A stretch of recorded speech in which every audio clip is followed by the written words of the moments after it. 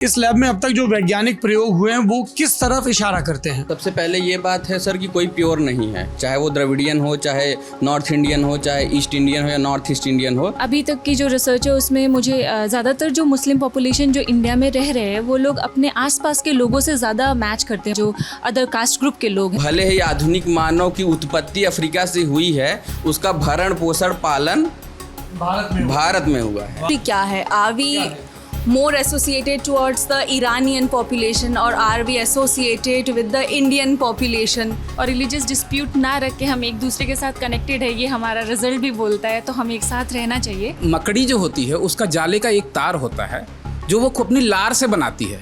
Tensile strength 1000 times more than steel. बकरी के दूध और मकड़ी के थूक से बनेगी bullet proof jacket. Lalan top चुनाव यात्रा पावर्ड बाय मंगलदीप। प्रार्थना की महक प्रार्थना के बाद भी। प्रार्थना की महक प्रार्थना के बाद भी। नमस्ते, मेरा नाम सौरभ द्विवेदी है। ये ललन टॉप की चुनाव यात्रा है जो अपने आखिरी पड़ाव में है। जी, अब देह पर दिमाग पे थकान तारी होने लगी है। बार बार नज़र उस स्क्रीन पर जाती है जो बताती है कि मौसम में आर्द्रता बहुत कम है और तापमान 50 का होने को है। पर चुनाव है तो हमें भटकना ही है और भटकते हुए देश के अलग अलग मंजर दिखाने हैं। इस वक्त मैं बहुत ही कमाल की जगह हूँ। यहाँ पर आपको आध्यात्मिक किस्म का सुकून मिल सकता है, अतिरव शांति। वजह क्योंकि हम एक प्रयोगशाला में हैं, वैज्ञानिकों से घिरे हुए हैं। वैज्ञानिक जो हमारी जिज्ञासाओं के जवाब खोजते हैं, वैज्ञानिक जो सवाल पूछने पर दंडित नहीं करते हैं और ना ही दंडित होने के लिए अपने हतभागी को कोसते हैं। वैज्ञानिक जो जानते हैं कि विज्ञता के लिए ज़रूरी है कि जो भी मौजूद है उस पर प्रश्नवाचक चिन्ह लगाया जा सकता है और ये किसी भी किस्म की अवमानना में नहीं आएगा। ये बनारस हिंदू यूनिवर्सिटी है, उसका जूलॉजी डिपार्टमेंट है, जूलॉजी डिपार्टमेंट, राइट। और हमारे मित्र हैं प्रोफेसर ज्ञानेश्वर चौबे, विद्वान व्यक्ति हैं बहुत। उनसे हमने दरख्वास्त की, वो तो टूर पे हैं पर उनकी लैब और उस लैब में काम कर रहे दिलचस्प बच्चे हमारे साथ हैं। बच्चे नहीं कहना चाहिए, नौजवान, सॉरी, माय अपॉलजी। ये यंग साइंटिस्ट हमारे साथ हैं, लेट मी रीफ्रेज। और ये बहुत कमाल का काम कर रहे हैं।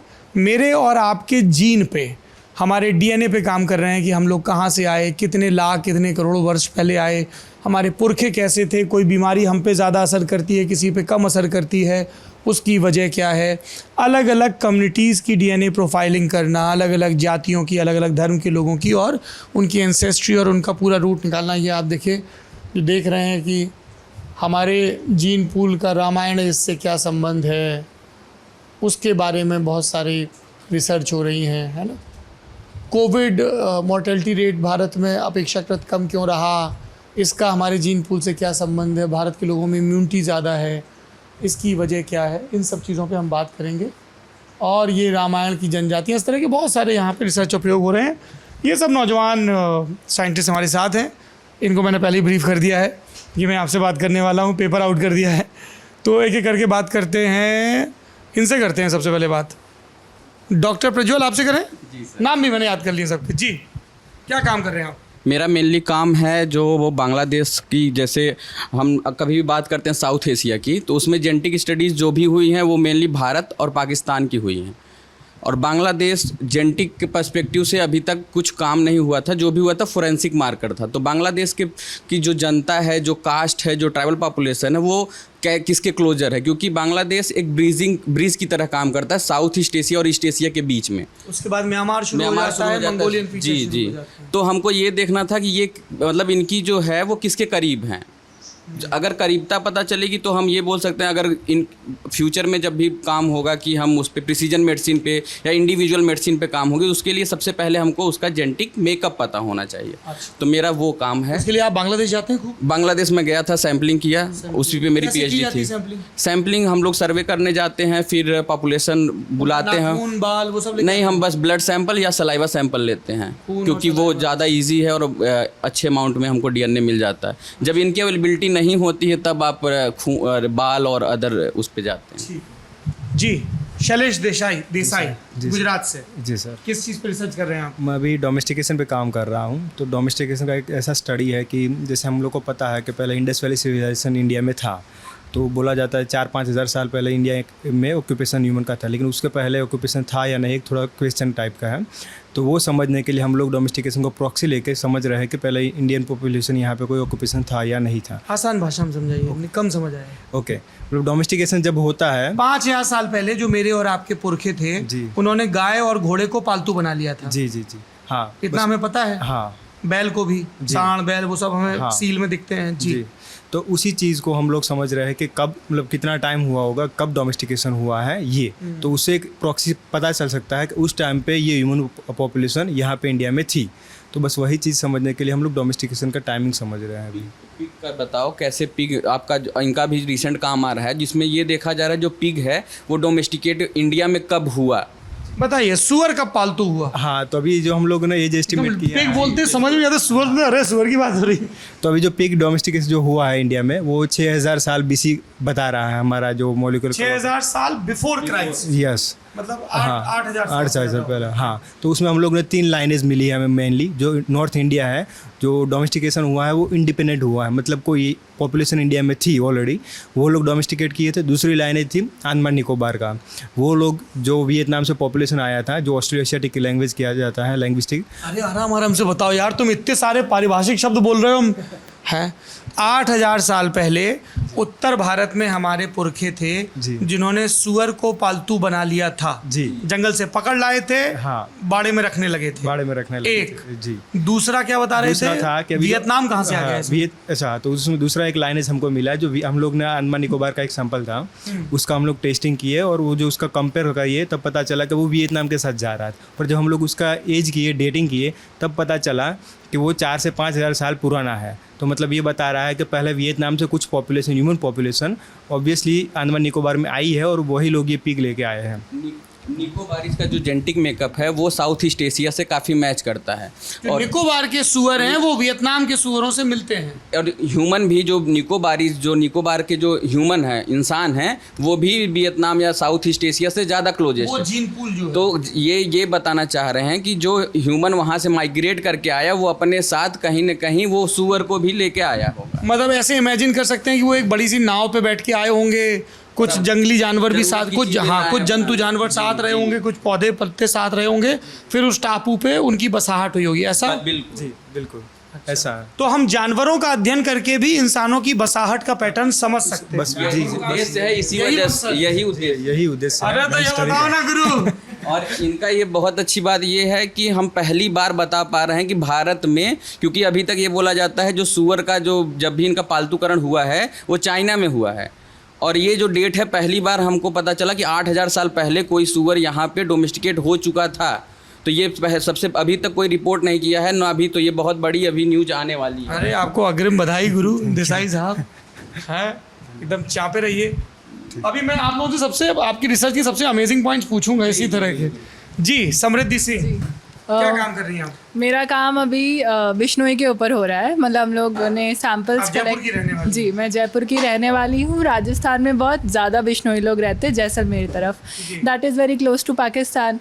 तो श्री गंगानगर से बिश्नोई के 41 सैंपल्स कलेक्ट किए थे, फिर उसका जेनेटिक मेकअप देखा गया है। तो हम लोग ने अभी 5 सैंपल्स का रिज़ल्ट आया है। तो हम लोग ने ये देखा है कि 3 बहुत ज़्यादा पाकिस्तान के पॉपुलेशन से मिले हुए हैं, और जो 2 है वो पाकिस्तान की पॉपुलेशन से आपका तात्पर्य क्या है? मतलब जेनेटिकली वो पाकिस्तान के पॉपुलेशन से मिले हुए। तो फिर हम लोग ने जब पाकिस्तान की कौन सी पॉपुलेशन की, एक तो नेबरिंग एरिया है, कोई पर्टिकुलर ट्राइब कम्युनिटी? पूरा कम्युनिटी ना पाकिस्तान एज अ होल। इधर इधर आइए, आप इन सब लोगों के सुपरवाइजर हैं क्या? Kind of. अच्छा काइंड ऑफ, बताइए। हाँ, तो ये है कि ये पता चल रहा था, हम देखना चाह रहे थे कि जो श्रीनगर है वो ऑलरेडी है, तो कुछ बिश्नोई अपने को मानते हैं कि ड्यूरिंग पार्टीशन उनकी जो कम्युनिटी है वहाँ से राजस्थान में आके सेटल हो गई।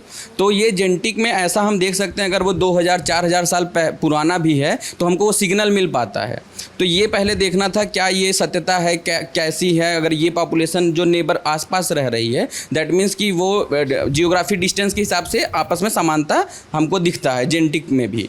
तो वो ये देखना चाह रही थी कि जो बिश्नोई पॉपुलेशन है वो कैसे है, मतलब उसकी जेनेटिक मेकअप कैसा है। तो वो जो नेबरिंग जो पठान और बलूच जो अदर कम्युनिटी है उनसे भी काफ़ी सिमिलर है, और भी जो अदर बिश्नोई हैं वो इंडियन, नॉर्मल इंडियन के और राजस्थान में जैसे मीना है, मेघवाल है, इनके साथ भी क्लोजनेस दिख रहा है। तो हमको वो ओवरऑल इंडिया भी दिख रहा है, और हमको वो पुराना सिग्नल भी दिख रहा है जो पाकिस्तान से उनको कनेक्ट 4000-5000 साल के क्रम में। जी मतलब कुछ जनरेशन का ही है वो, पार्टीशन ड्यूरिंग पार्टीशन है, तो अभी ज़्यादा साल तो हुए ही नहीं है। जी क्या नाम है आपका? जी मैं डॉक्टर राहुल मिश्रा, मैं यहाँ पे पोस्ट डॉक हूँ। आप पोस्ट डॉक हैं और डॉक्टर प्रज्वल? मैं भी पोस्ट डॉक। अच्छा, ये दो बॉस लोग हैं, मतलब बॉस ज्ञानेश्वर हैं, फिर ये डॉक्टर प्रज्वल और डॉक्टर राहुल हैं। वाह। तो मैं आपको एक संक्षेप में इस लैब का पूरा काम बता दूं। जी प्लीज़। जो हम लोग क्या करते हैं, हम लोग जेनेटिसिस्ट हैं, जेनेटिक्स करते हैं। तो जेनेटिक्स में हम मतलब जीन्स के बारे में अध्ययन करते हैं। उसमें हमारा मुख्य पर एक तरीके से उद्देश्य होता है दो चीज़ों को देखना। एक पॉपुलेशन जेनेटिक्स, जिसको हम बोलते हैं कि हम जनसंख्या की जीन स्टडी कर रहे हैं। इस विविधता में जो एकता है हम उसको खोज रहे हैं, और इस एकता में जो विविधता है हम उसमें घुस रहे हैं। तो हम थ्योरी साइंस ने ये प्रूव किया है कि मॉडर्न ह्यूमन जो है, होमो सेपियंस, वो अफ्रीका से माइग्रेट करना शुरू, अफ्रीका से निकले और फिर उन्होंने साउथ ईस्ट एशिया तक का रूट लिया, बीच में हिंदुस्तान पड़ता है। अब उस माइग्रेशन के बाद वो अलग अलग जगहों पे रुके, अलग अलग उस पॉपुलेशन को। कितने लाख साल पहले हुआ? ये एक जो साइंस प्रूव करता है वो 2 लाख साल पहले मॉडर्न ह्यूमन होमो सेपियंस 2 लाख साल पहले दादाजी और दादी जी अफ्रीका से घूमने हमारे ग्रेट ग्रैंडफादर, हाँ, मतलब वो बिल्कुल अफ्रीका से घूमने निकले अपना झुंड ले करके। फिर वो अलग अलग रास्तों से, जिसके बारे में अलग अलग भाषाविदों ने और लोगों ने बताया है कि कुछ लोगों ने बोला है कि लैंड के रास्ते से आए, कुछ लोगों ने बोला है सी रास्ते से आए। लैंड रास्ते से वो आर्कियोलॉजिस्ट लोग प्रूव करते हैं, क्योंकि उनमें टूल्स मिलते हैं उनको। वो टूल्स, औजार, क्योंकि इंसान के पास जानवरों से लड़ने के लिए और खेती करने के लिए या फिर फल तोड़ने के लिए औजार चाहिए, तो औजारों का उद्विकास वो देखते गए। तो आर्कियोलॉजी लोग बताते हैं कि भाई वो करीब 2 से 3 लाख वो भी साल पहले बताते हैं कि इतने पुराने औजार हमको मिले हैं, तो ह्यूमन इस रास्ते से आया होगा। और कुछ लोग कोस्टल रूट की बात करते हैं कि समुद्र के रास्ते से आए होंगे, क्योंकि जंगली जानवरों से ज़्यादा प्रोटेक्टेड है समुद्री रास्ता, प्लस खाने का पूरा आहार मिलता था, मछलियाँ। कोस्टल पे किनारे समुद्री तट के किनारे ही मछली, सी फूड खाते हुए और जानवरों से बचते हुए, अच्छा वेदर रहता था, उससे बचते हुए पूरा का पूरा धरती पे उन्होंने घूम लिया और धीरे धीरे फिर लैंड की तरफ बढ़ते गए। तो फिर जब वो माइग्रेट किए तो वो डाइवर्स हुए, विविधता आनी शुरू हुई। उन्होंने मेटिंग की, उनके बच्चे हुए, उनके अलग बच्चे, कुछ वहीं बस गए, कुछ आगे बढ़ गए, कुछ दूसरे जगह के बच्चे आकर के मिले। तो वो विविधता हमको एक पिरामिड के फॉर्म में बनाती है कि जो कई हज़ार साल पहले से हम एक पूर्वज से शुरू हुए और फिर आगे बढ़ते गए, उसमें ब्रांच आती गई, जिसको ट्री बोलते हैं साइंस की भाषा में। उसमें कई सारे पेड़ की शाखाएं डेवलप होती गई, हर शाखा अपने आप को एक नई जाति या उपजाति या एक जनजाति के रूप में आइडेंटिफाई करती गई। हमारा काम अभी इस लैब में प्रमुखता से ये है कि हम उन जनजातियों, उपजातियों, जातियों या भाषा के आधार पे जो वर्गीकरण हुआ है उनकी ओरिजिन ट्रैक करते हैं कि वो कितने हज़ार साल पहले या कितनी पीढ़ियों पहले असल में एक थे। वो उस शाखा में के तने से कितना पहले जा कर के जुड़ते हैं। अच्छा, तो मुझे फिर इस नक्शे पे आके आप और डॉक्टर प्रज्वल, है ना, क्योंकि आप लोग का इसी पे काम है, देखिए एक स्कूल ऑफ थॉट कहता है कि जो आ रहे हैं वो सेंट्रल एशिया से भारत में आए, ठीक है। दूसरा कुछ लोग कहते हैं कि यहीं के हम मूल निवासी हैं, कुछ कहते हैं हम यहाँ से यहाँ गए फिर लौट आए, कुछ आर्य और द्रविड़ के डिवीज़न को ही नहीं मानते हैं। तो ऐसी बहुत सारी थ्योरीज़ हैं। इस लैब में अब तक जो, इधर आ जाइए सर, इस लैब में अब तक जो वैज्ञानिक प्रयोग हुए हैं वो किस तरफ इशारा करते हैं? तो सबसे पहले ये बात है सर कि कोई प्योर नहीं है, चाहे वो द्रविडियन हो, चाहे नॉर्थ इंडियन हो, चाहे ईस्ट इंडियन हो या नॉर्थ ईस्ट इंडियन हो, सब में एक हम लोग मतलब मेनली कुछ कंपोनेंट्स हैं, उसी का अनुपात में जो है कम ज़्यादा होके बने हुए हैं। थोड़ा इसको और आसान भाषा में बता दें। प्योर नहीं है मतलब? प्योर नहीं है मतलब अगर कोई ये बोले कि मैं आर्य हूँ और मैं प्योर हूँ, मेरा जेनेटिक प्योर है, दैट मीन्स इसका ये मतलब हुआ कि भारत के और भी जितने लोग हैं उनसे हम अलग हैं। अलग हैं इस किस सेंस में, डीएनए में ऐसा नहीं दिखता है, तो वो तो खुद क्या को दिखता है डीएनए में? जैसे सामान्य उत्तर भारत डीएनए में अगर यहाँ ऊपर वाला हम देखना चाहें, ये ऊपर उसके ऊपर हाँ। एक चार्ट दिख रहा है, इसमें कुछ कलर्स दिख रहे हैं जी। इसमें अगर आप ये लाइट ग्रीन डार्क ग्रीन देखिए, ये शेड्स देखना शुरू करिए, निहाली ट्रांसलेशनल। डंडा लाओ एक, गुरुजी लोगों के पास तो डंडा होता ही होगा। आजकल पैटर्न नहीं है ना। अब अगर हम यहाँ से कलर पैटर्न देखना शुरू करें, ये कलर दिखा रहा है, ये अफ्रीकन है, ये अपना एक कलर लिए हुए हैं। बंतूस, हाँ, बंतूस, सयान और मबूती हैं, योरुबाज हैं, मंडेकाज हैं। मतलब इनमें मिलावट बहुत कम है। हाँ, मतलब जो एक तरह के हैं, हाँ ये अफ्रीकन से इन्होंने अपना एक कलर ले लिया हजारों है। वर्षों में ये अपने ही उसी ट्राइब में शादी करते रहे, जीन पूल बहुत ज्यादा नहीं बदला। बहुत ज़्यादा नहीं बदला। अब आप मतलब इसको हम अगर और भी एंसिस्ट्री और अगर और जूम करते तो और भी कंपोनेंट्स में टूटता। मेरा ये कहने का मतलब है कि एक कलर जो है वो एक एंसिस्ट्री कंपोनेंट है यहाँ पे। अच्छा। मतलब एक कलर मतलब एक टाइप की एंसिस्ट्री। अब ये वाला कलर अगर दिखा तो हम ये समझ जाएंगे कि अफ्रीकन एंसिस्ट्री उसके अंदर है कि नहीं। अच्छा, जैसे यहाँ थोड़ा थोड़ा, इसमें हम लोग कहाँ हैं?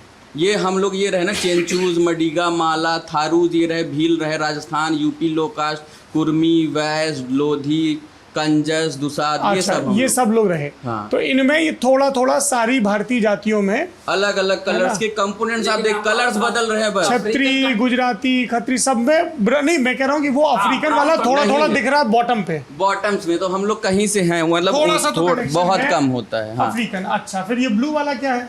ब्लू वाला मेनली वेस्ट यूरेशिया मान लीजिए आप, यहाँ पे मिडिल ईस्ट है, यूरोप है, कॉक्सस है, ये ब्लू वाला कलर आ गया। अच्छा, तो अगर ब्लू पट्टी हमारे में दिख रही है सब में थोड़ी थोड़ी, तो थोड़ा सा वो भी जीन। वो भी जीन है। हाँ। तो अगर कोई अपने आप को अगर बोलता कि हम प्योर हैं तो उसको एक सिंगल कलर लेना चाहिए ना, जैसे ये पपुअन्स हो गए, ये ओंगे जरावा हो गए, ये हो गए। होंगे जरा जो अपने निकोबार अंडमान जी में पाए जी जाते हैं। जी जी, ये पूरा प्योर है। प्योर, ये अपना एक अलग कलर ले लिया ना।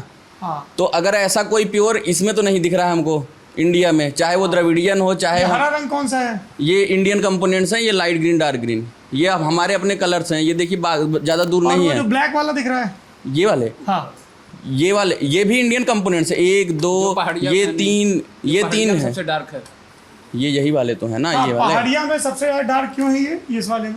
कौन सब सा? पूरा ब्लैक दिख रहा है ऊपर का। पनिया पनिया पनिया ये वाला हाँ, पनिया एक ट्राइबल पॉपुलेशन है सर। कहाँ पे होती है? ये साउथ इंडिया की है। अच्छा। अब मतलब वो बस एक इंडिविजुअल, ये एनालिसिस ये है कि एक कलर एक टाइप की एंसिस्ट्री बता रही है। हाँ। अभी ये देखना है कि जो एक कलर है वो एंसिस्ट्री वाइज है। तो अभी प्योरिटी की बात है, अगर कोई रहता तो उसको एक अपना सिंगल कलर लेना चाहिए। बट अब यहाँ से यहाँ तक पूरी इंडियन पॉपुलेशन देख लीजिए, प्रपोर्शन चेंज हो रहा है लेकिन कुछ मिल नहीं रहा है अगली सर। बार कोई धर्म या जाति आधारित शुद्धता की बात कहे तो उसको ये चार्ट दिखा दे। बिल्कुल सर। हाँ? जी। कोई भी शुद्ध रक्त आर्य नहीं है, कोई भी शुद्ध रक्त मूल निवासी नहीं है। हमने आपस मूल में निवासी हैं। सब हमने आपस सब में मूल निवासी हैं। हाँ, सभी मूल निवासी हम आपस में मेटिंग किए हैं, हम आपस में भाईचारे के साथ रहे हैं। उसमें अलग अलग जेनेटिक कंपोनेंट की वजह से किसी के बाल घुंघराले हैं, किसी का चेहरा गोल है, किसी का रंग गौर है, किसी का श्याम है। अब ये बताइए माइग्रेशन थ्योरी, आप भाई साहब ने तो बोल दिया राहुल जी ने कि समंदर के रास्ते आए। हाँ, तो जरा वो थ्योरी बताइए, आर्य, द्रविड़, आक्रांता थे कि मूल निवासी थे, क्या कहती है साइंस? साइंस अभी तक यही बताती है कि जो सब हैं सब मिले जुले हैं, प्रपोर्शन मैंने बता ही दिया है। तो दो थ्योरी है कि यहाँ से जब अफ्रीका से चले हैं तो एक रूट है।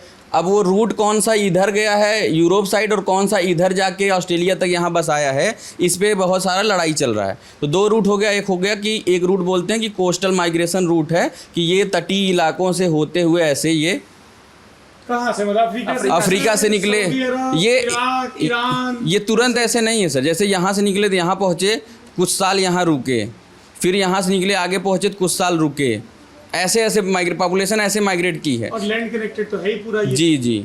तो ये माना जा रहा है कि ये जो तो इतने इलाके में जीन मिक्सिंग खूब हुई होगी आपको ये सब लैंड कनेक्टेड। हाँ हाँ, बैरियर्स तो कहीं न कहीं अगर आप जीन का डिस्पर्सल की बात करते हैं कैसे वो फैला है, तो वो जो नेचुरल बैरियर हैं, चाहे वो हिमालय हो चाहे वो समुद्र हो, मतलब वो पहले उस हिसाब से हमको वो बैरियर की तरह काम करते हैं। अच्छा, इस हिसाब से देखेंगे तो इंडिया इस माइग्रेशन रूट के एकदम बीचों बीच में पड़ रहा है। हाँ। तो यहाँ पे जेनेटिक डाइवर्सिटी आपको खूब मिलेगी, झारम झार मिलेगी। और इसीलिए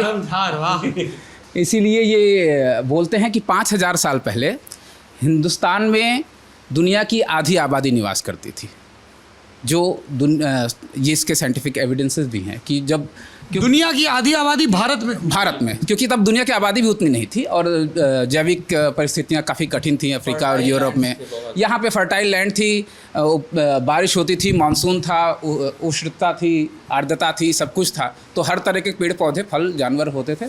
तो काफ़ी अब गंगा और बाकी नदियों का प्रभाव की वजह से, उपजाऊ ज़मीन की वजह से काफ़ी सारा यहाँ पे मिक्सिंग ब्रीडिंग, लोग जो यहाँ आए वो रुके।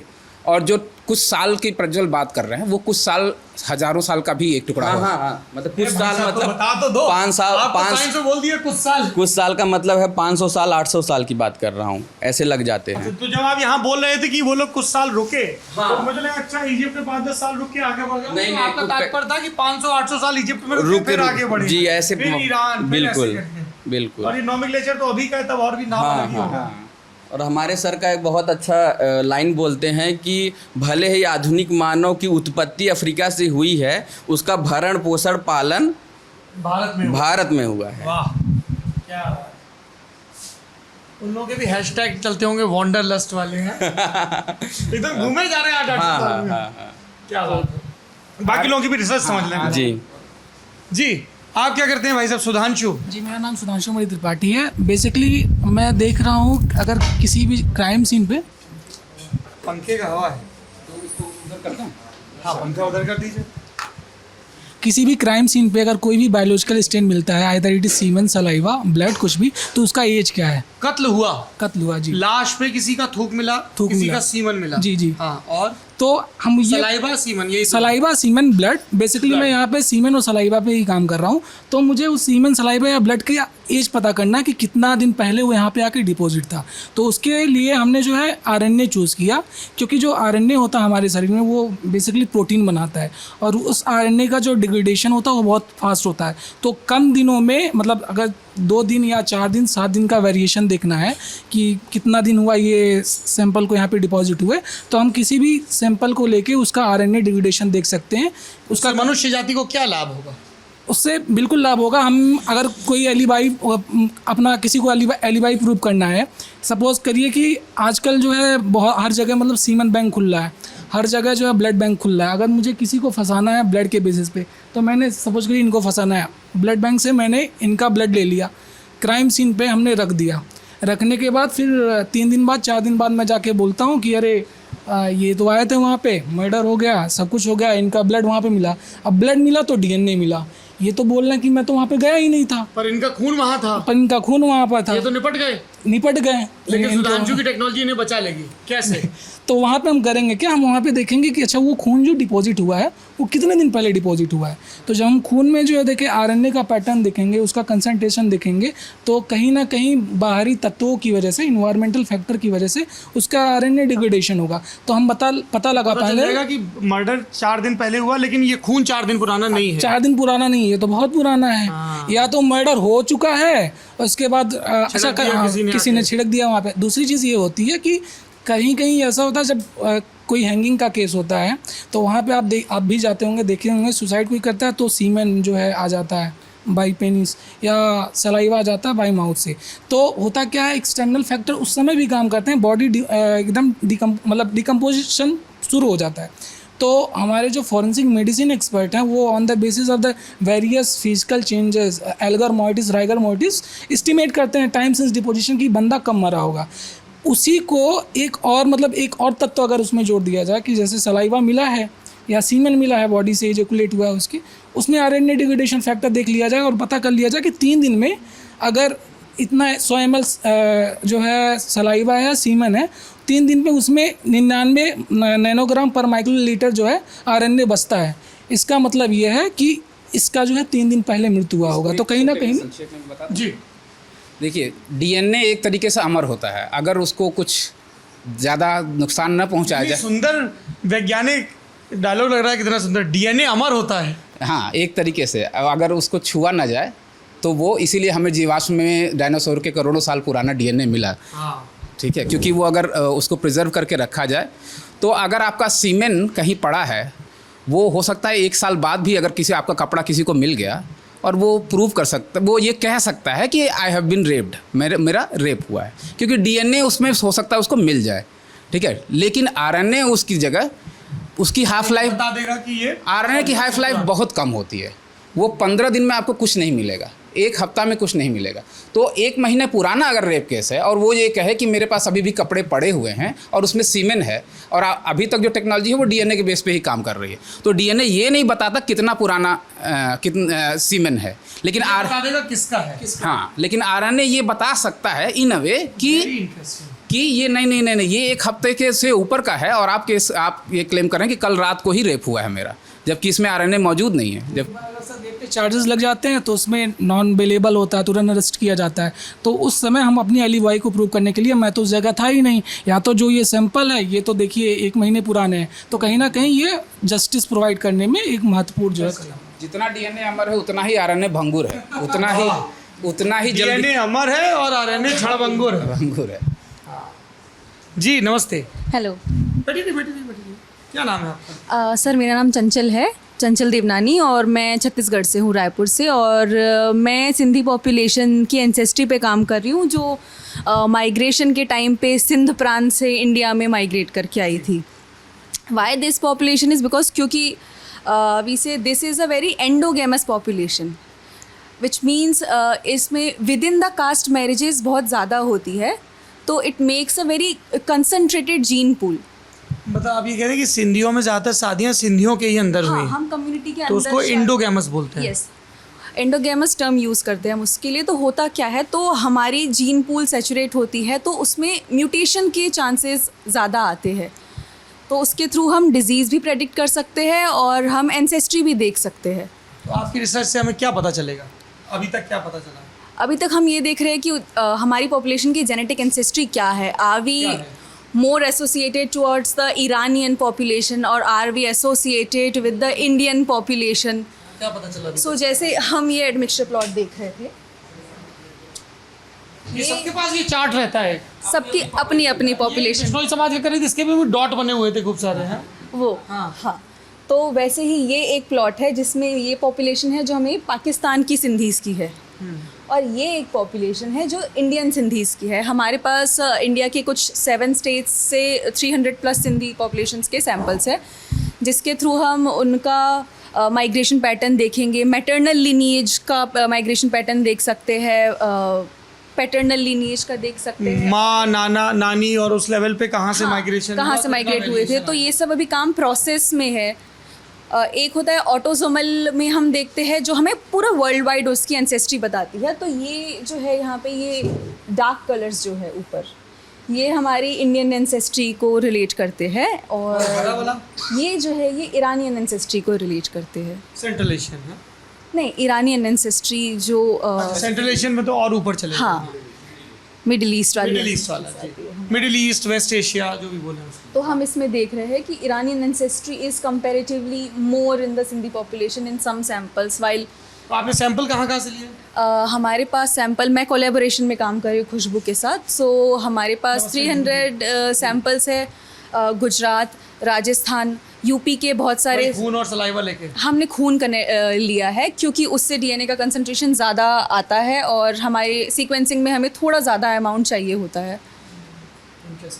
नमस्ते। चीज़ मैं ऐड करना चाहूँगा, जनरल बात है जो सबके में आएगी। म्यूटेशंस की बात चली है, तो डीएनए में अपने आप म्यूटेशन मतलब चेंजेस, स्मॉल चेंजेस, और वो हमेशा पीढ़ी दर पीढ़ी होते रहते हैं। जैसे कोविड का वायरस म्यूटेट हो गया, वो एक छोटा सा स्वरूप बदल रहा था अपना, छोटे से चेंज ने उसको महाशक्तिशाली बना दिया या निष्क्रिय बना दिया। उसी तरीके से हमारे शरीर में भी जो हमेशा चेंजेस डीएनए में होते रहते हैं, बहुत माइन्यूट होते हैं, लेकिन वो सब में हो रहे हैं और उनको हम ट्रैक कर सकते हैं, और इसको एक तरीके का बायोलॉजिकल क्लॉक होता है।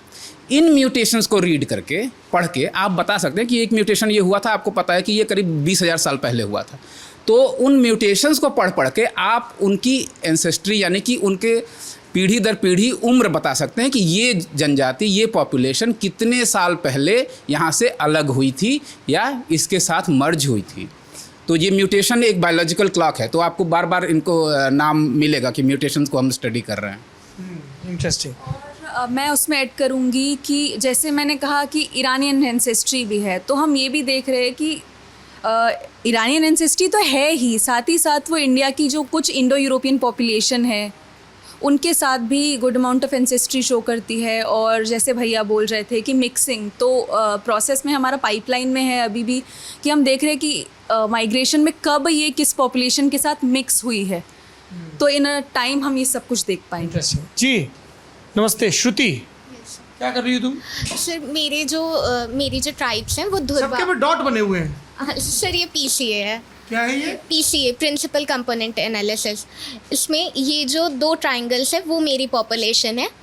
तो मैंने बेसिकली छत्तीसगढ़ के सुकमा डिस्ट्रिक्ट से अपने सैंपल्स कलेक्ट किए थे। तो गोंड के थे, धुरवा और हलबा, ये 3 जनजातियां ये हैं 3 ट्राइब की थी। तो जो गोंड है वहाँ पे सबसे लार्जेस्ट पॉपुलेशन गोंड की होती है वहाँ पे। तो जो मैंने ये PCA प्लॉट किया है धुरवा और हलबा का, तो उस एनालिसिस में अभी तक ये पता चल पाया है कि इनकी जो जेनेटिक एंसेस्ट्री है वो गोंड से काफ़ी सिमिलर है अभी। जी। आप कोलैबोरेट कर रही हैं चंचल के साथ? हाँ, मैं फॉरेंसिक पर काम कर रही तुम हूँ। गुजरात से सैंपल लेके आई हो? मैं गुजरात से लेकर आई हूँ, राजस्थान से लेकर आई हूँ, यूपी से कलेक्ट करे हैं, दिल्ली से कलेक्ट करे हैं और इंदौर से कलेक्ट करे ऐसे हैं। सैंपल लेने जाते हो लोग खुशी खुशी दे देते हैं कि अच्छा वैज्ञानिक कैंप ऑर्गेनाइज करते हैं।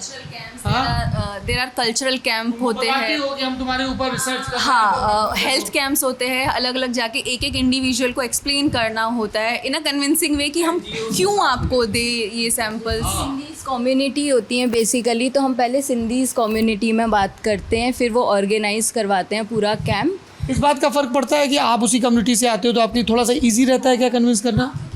जब मैं उनसे जाके बात करूंगी तो बहुत सारे ओल्ड एज लोग ऐसे होते हैं जो सिर्फ सिंधी में बात करना जानते हैं। या आई डू स्पीक सिंधी। तो जो बहुत ही ओल्ड एज लोग हैं जिनका बर्थ ही पाकिस्तान में हुआ था और वो आफ्टर बर्थ आए तो वो नहीं समझेंगे, तो उनसे वो बात करना, चीज़ें बताना उनको।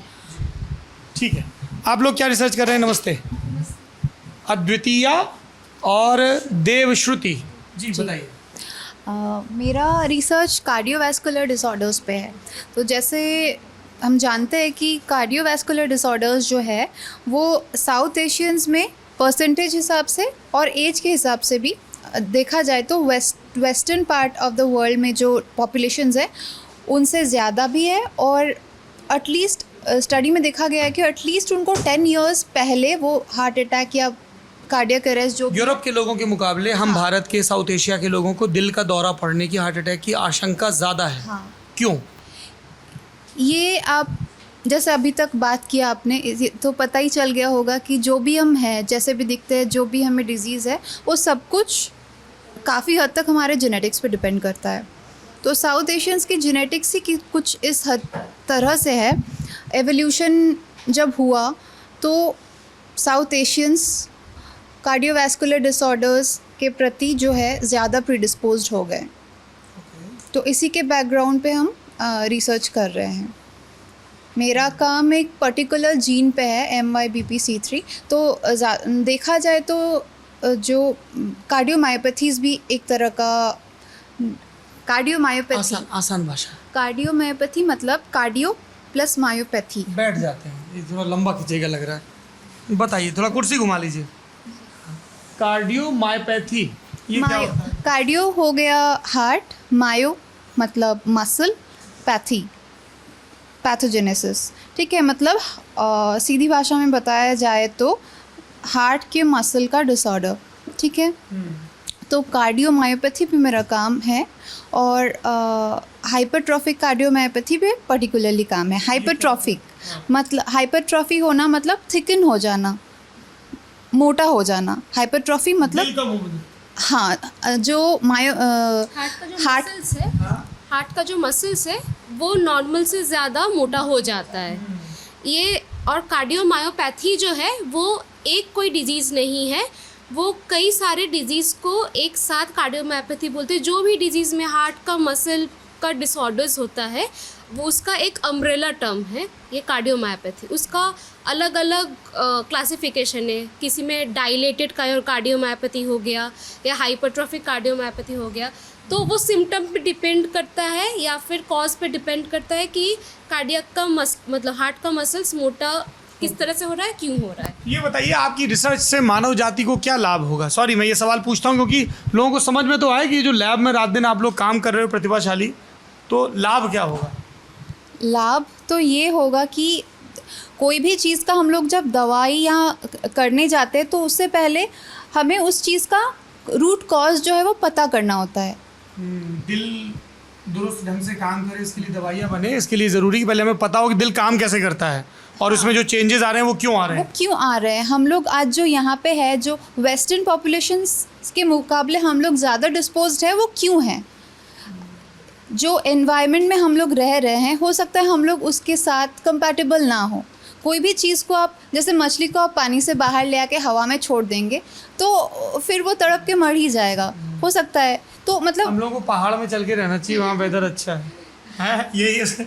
जीन और एनवायरनमेंट हमेशा कंपैटिबल होना चाहिए चीज़ों के लिए। तो जो भी आज हम लोग का डिज़ीज़ है या डिसऑर्डर्स है, वो कहीं ना कहीं ये डिसबैलेंस की वजह से है। तो ये क्यों है, कहाँ से है, जो रूट कॉज है वो जब हम पता नहीं कर लेंगे तो 200-500 साल बाद ऐसा होगा क्या कि हम अपने जीन पूल के हिसाब से बताएं कि देखिए मेरे जीन पूल के हिसाब से ये वेदर सबसे ज़्यादा दुरुस्त है, तो हमको यहाँ रहने दिया जाए और पूरी वर्ल्ड गवर्नमेंट उसी हिसाब से आपको कॉलोनी अलॉट करे। प्रिसिशन मेडिसिन एक टर्म सुना होगा आपने, प्रिसिशन मेडिसिन जो बोलते हैं, मतलब हर एक को एक दवा काम नहीं करता है। एक एक पर्सन को कोई एक एक, जैसे एंटीबायोटिक भी हो गया, हर एक इंसान को एक ही तरह से काम नहीं करता है। तो हमें पता कैसे चलेगा कि हाँ इस पर्सन को ये दवा ज़्यादा अच्छा से असर करेगा और इसको इससे इस दवा से साइड इफ़ेक्ट ज़्यादा हो सकता है। तो उस वजह से हमें एक पर्सन का जेनेटिक बैकग्राउंड जो है वो पता करना ज़रूरी है। 200 साल आप बहुत ज़्यादा बोल रहे हैं। ये अगले 40-50 साल में ये कुछ सब चीज़ें शुरू होने वाली हैं कि जब हमारी दवाइयाँ हमारा जेनेटिक मेकअप देख करके बताई जाएंगी, जो कि हमारा काम है प्रिसीजन मेडिसिन से रिलेटेड। हमारा रहन सहन, हमारा खान पान और हमारा कौन सा वेदर हमको सूट करता है या नहीं करता, आर्द्रता जो ह्यूमिडिटी है इतनी हमको सूट करेगी या नहीं करेगी, हमको नहीं करती भाई साहब।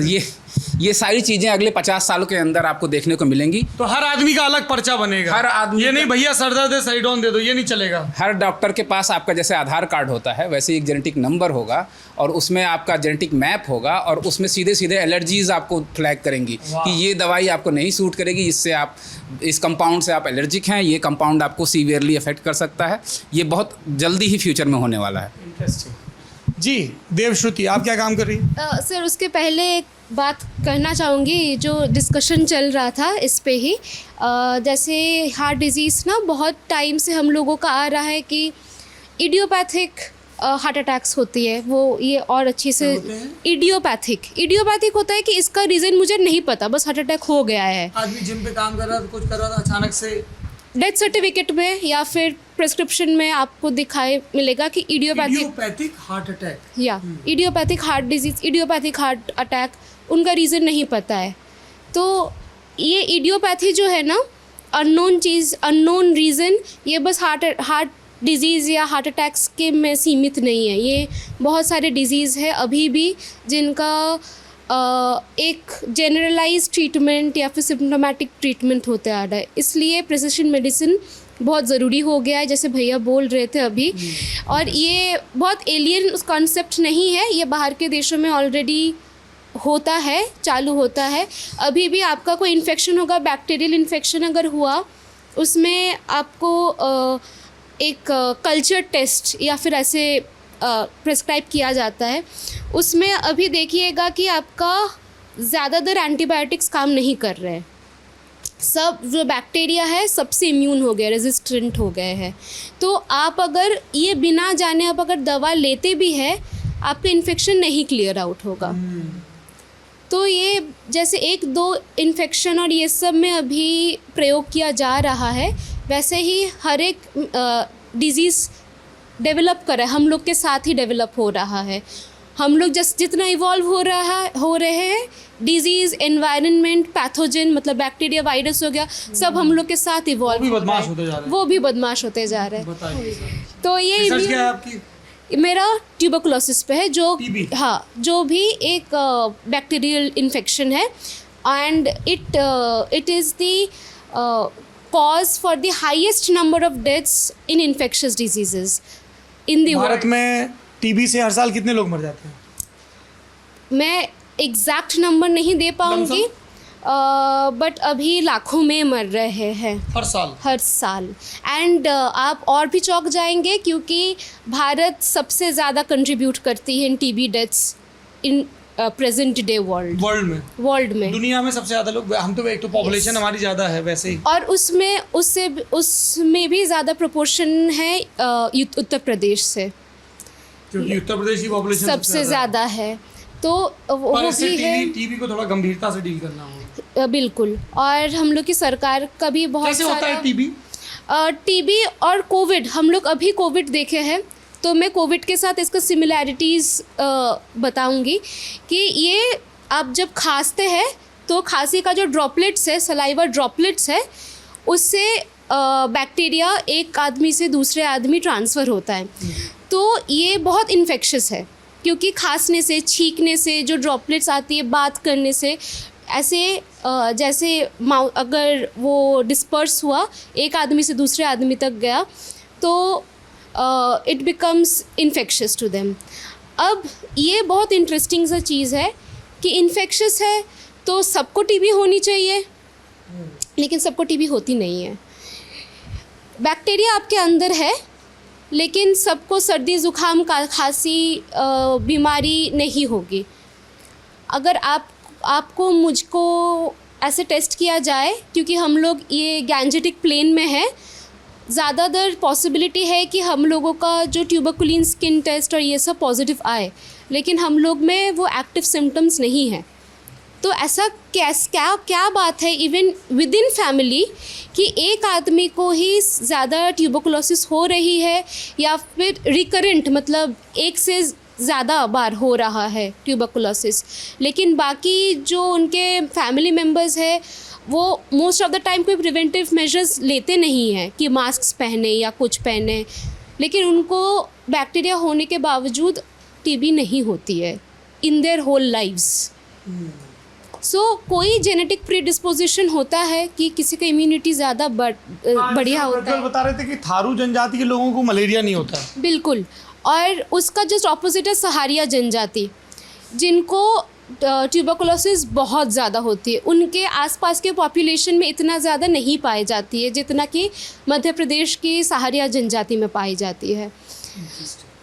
जी वान्या जी नमस्ते, क्या रिसर्च है आपकी? मैं अभी फ़िलहाल में पॉपुलेशन जेनेटिक्स पे काम कर रही हूँ। मेरा काम अभी जो चल रहा है वो रिसेंटली मुस्लिम पॉपुलेशन पे चल रहा है, जिसमें हम अलग अलग जगह के मुस्लिम लोगों को सैम्पल करके लाते हैं, जिसमें हम उनकी जेनेटिक एंसेस्ट्री को क्रैक करने की कोशिश कर रहे हैं, जिसमें हम जानना चाहते हैं कि जो यहाँ के लोकल मुस्लिम हैं वो कितना हमसे मिलते हैं और कितना जो ओरिजिन इस्लाम ओरिजिन जो देश हैं उनसे मिलते हैं। क्या पता चला आपकी रिसर्च में अब तक? अभी तक की जो रिसर्च है उसमें मुझे ज़्यादातर जो मुस्लिम पॉपुलेशन जो इंडिया में रह रहे हैं वो लोग अपने आसपास के लोगों से ज़्यादा मैच करते हैं, मतलब उनके अंदर जो एंसेस्ट्रल पैटर्न है, यानी उनकी जो जेनेटिकली वो जिनके पास हैं वो हम खुद आसपास के लोग हैं, जो अदर कास्ट ग्रुप के लोग हैं जिनके बारे में भारतीयों के जैसे, बाकी हिंदुओं के जैसे, उन सब से ही मिलते जुलते उनके जीन पूल है। लेकिन कुछ एक्सेप्शंस भी मिले हैं, जैसे कि अगर आप दाऊदी पॉपुलेशन को देखें, दाऊदी बोहरा, हाँ बोहरा, और मुस्लिम जाट है, ज़्यादातर सिया ईरानियन की पॉपुलेशन की बात करें तो ये लोग मुस्लिम मतलब ईरानियन लोगों के ज़्यादा क्लोज है, मुस्लिम जो हाँ उनके जैसा मैच करता है। लेकिन बाकी जो यूपी के देखें आप या गुजरात वगैरह, ज़्यादातर जो मुस्लिम्स हैं वो सब अपने आसपास के ज्योग्राफी के जो क्लोज के लोग हैं उनसे मैच करते हैं। जब हम ये कहते हैं कि इनका जीन पूल ईरान के जीन पूल से ज़्यादा मैच करता है तो इसका क्या मतलब? ये सबसे बाद में माइग्रेट हुए या इन्होंने अपनी कम्युनिटी के बाहर शादियां नहीं की तो जीन पूल में वेरिएशन नहीं आया, क्या इसका? ओके, जैसे अगर आप बात करें तो इंडिया में जो हमें एक जनरल पैटर्न देखने को मिल रहा है जो अभी थोड़ा वैरी कर रहा है, ये कि हम ज़्यादातर लोग अपने within caste within tribe marriages को प्रेफर करते हैं, जिसे हम इन ब्रीडिंग कहते हैं। अब जो हमारे में जैसे हिंदुओं में गोत्र में ही एक दूसरे गोत्र में शादी करते हैं ऐसे, तो मुस्लिम में इन ब्रीडिंग की जो चीज़ें हैं वो ज़्यादा है, मतलब विद इन कास्ट और विद इन एक ग्रुप में मैरिज करना ज़्यादा है। तो इसकी वजह से इनकी जो जेनेटिक, अगर ये वहाँ से आए हैं तो बहुत अलग नहीं हुआ होगा, क्योंकि आपस में ही मेट कर रहे हैं तो पूल मेंटेन रहना चाहिए।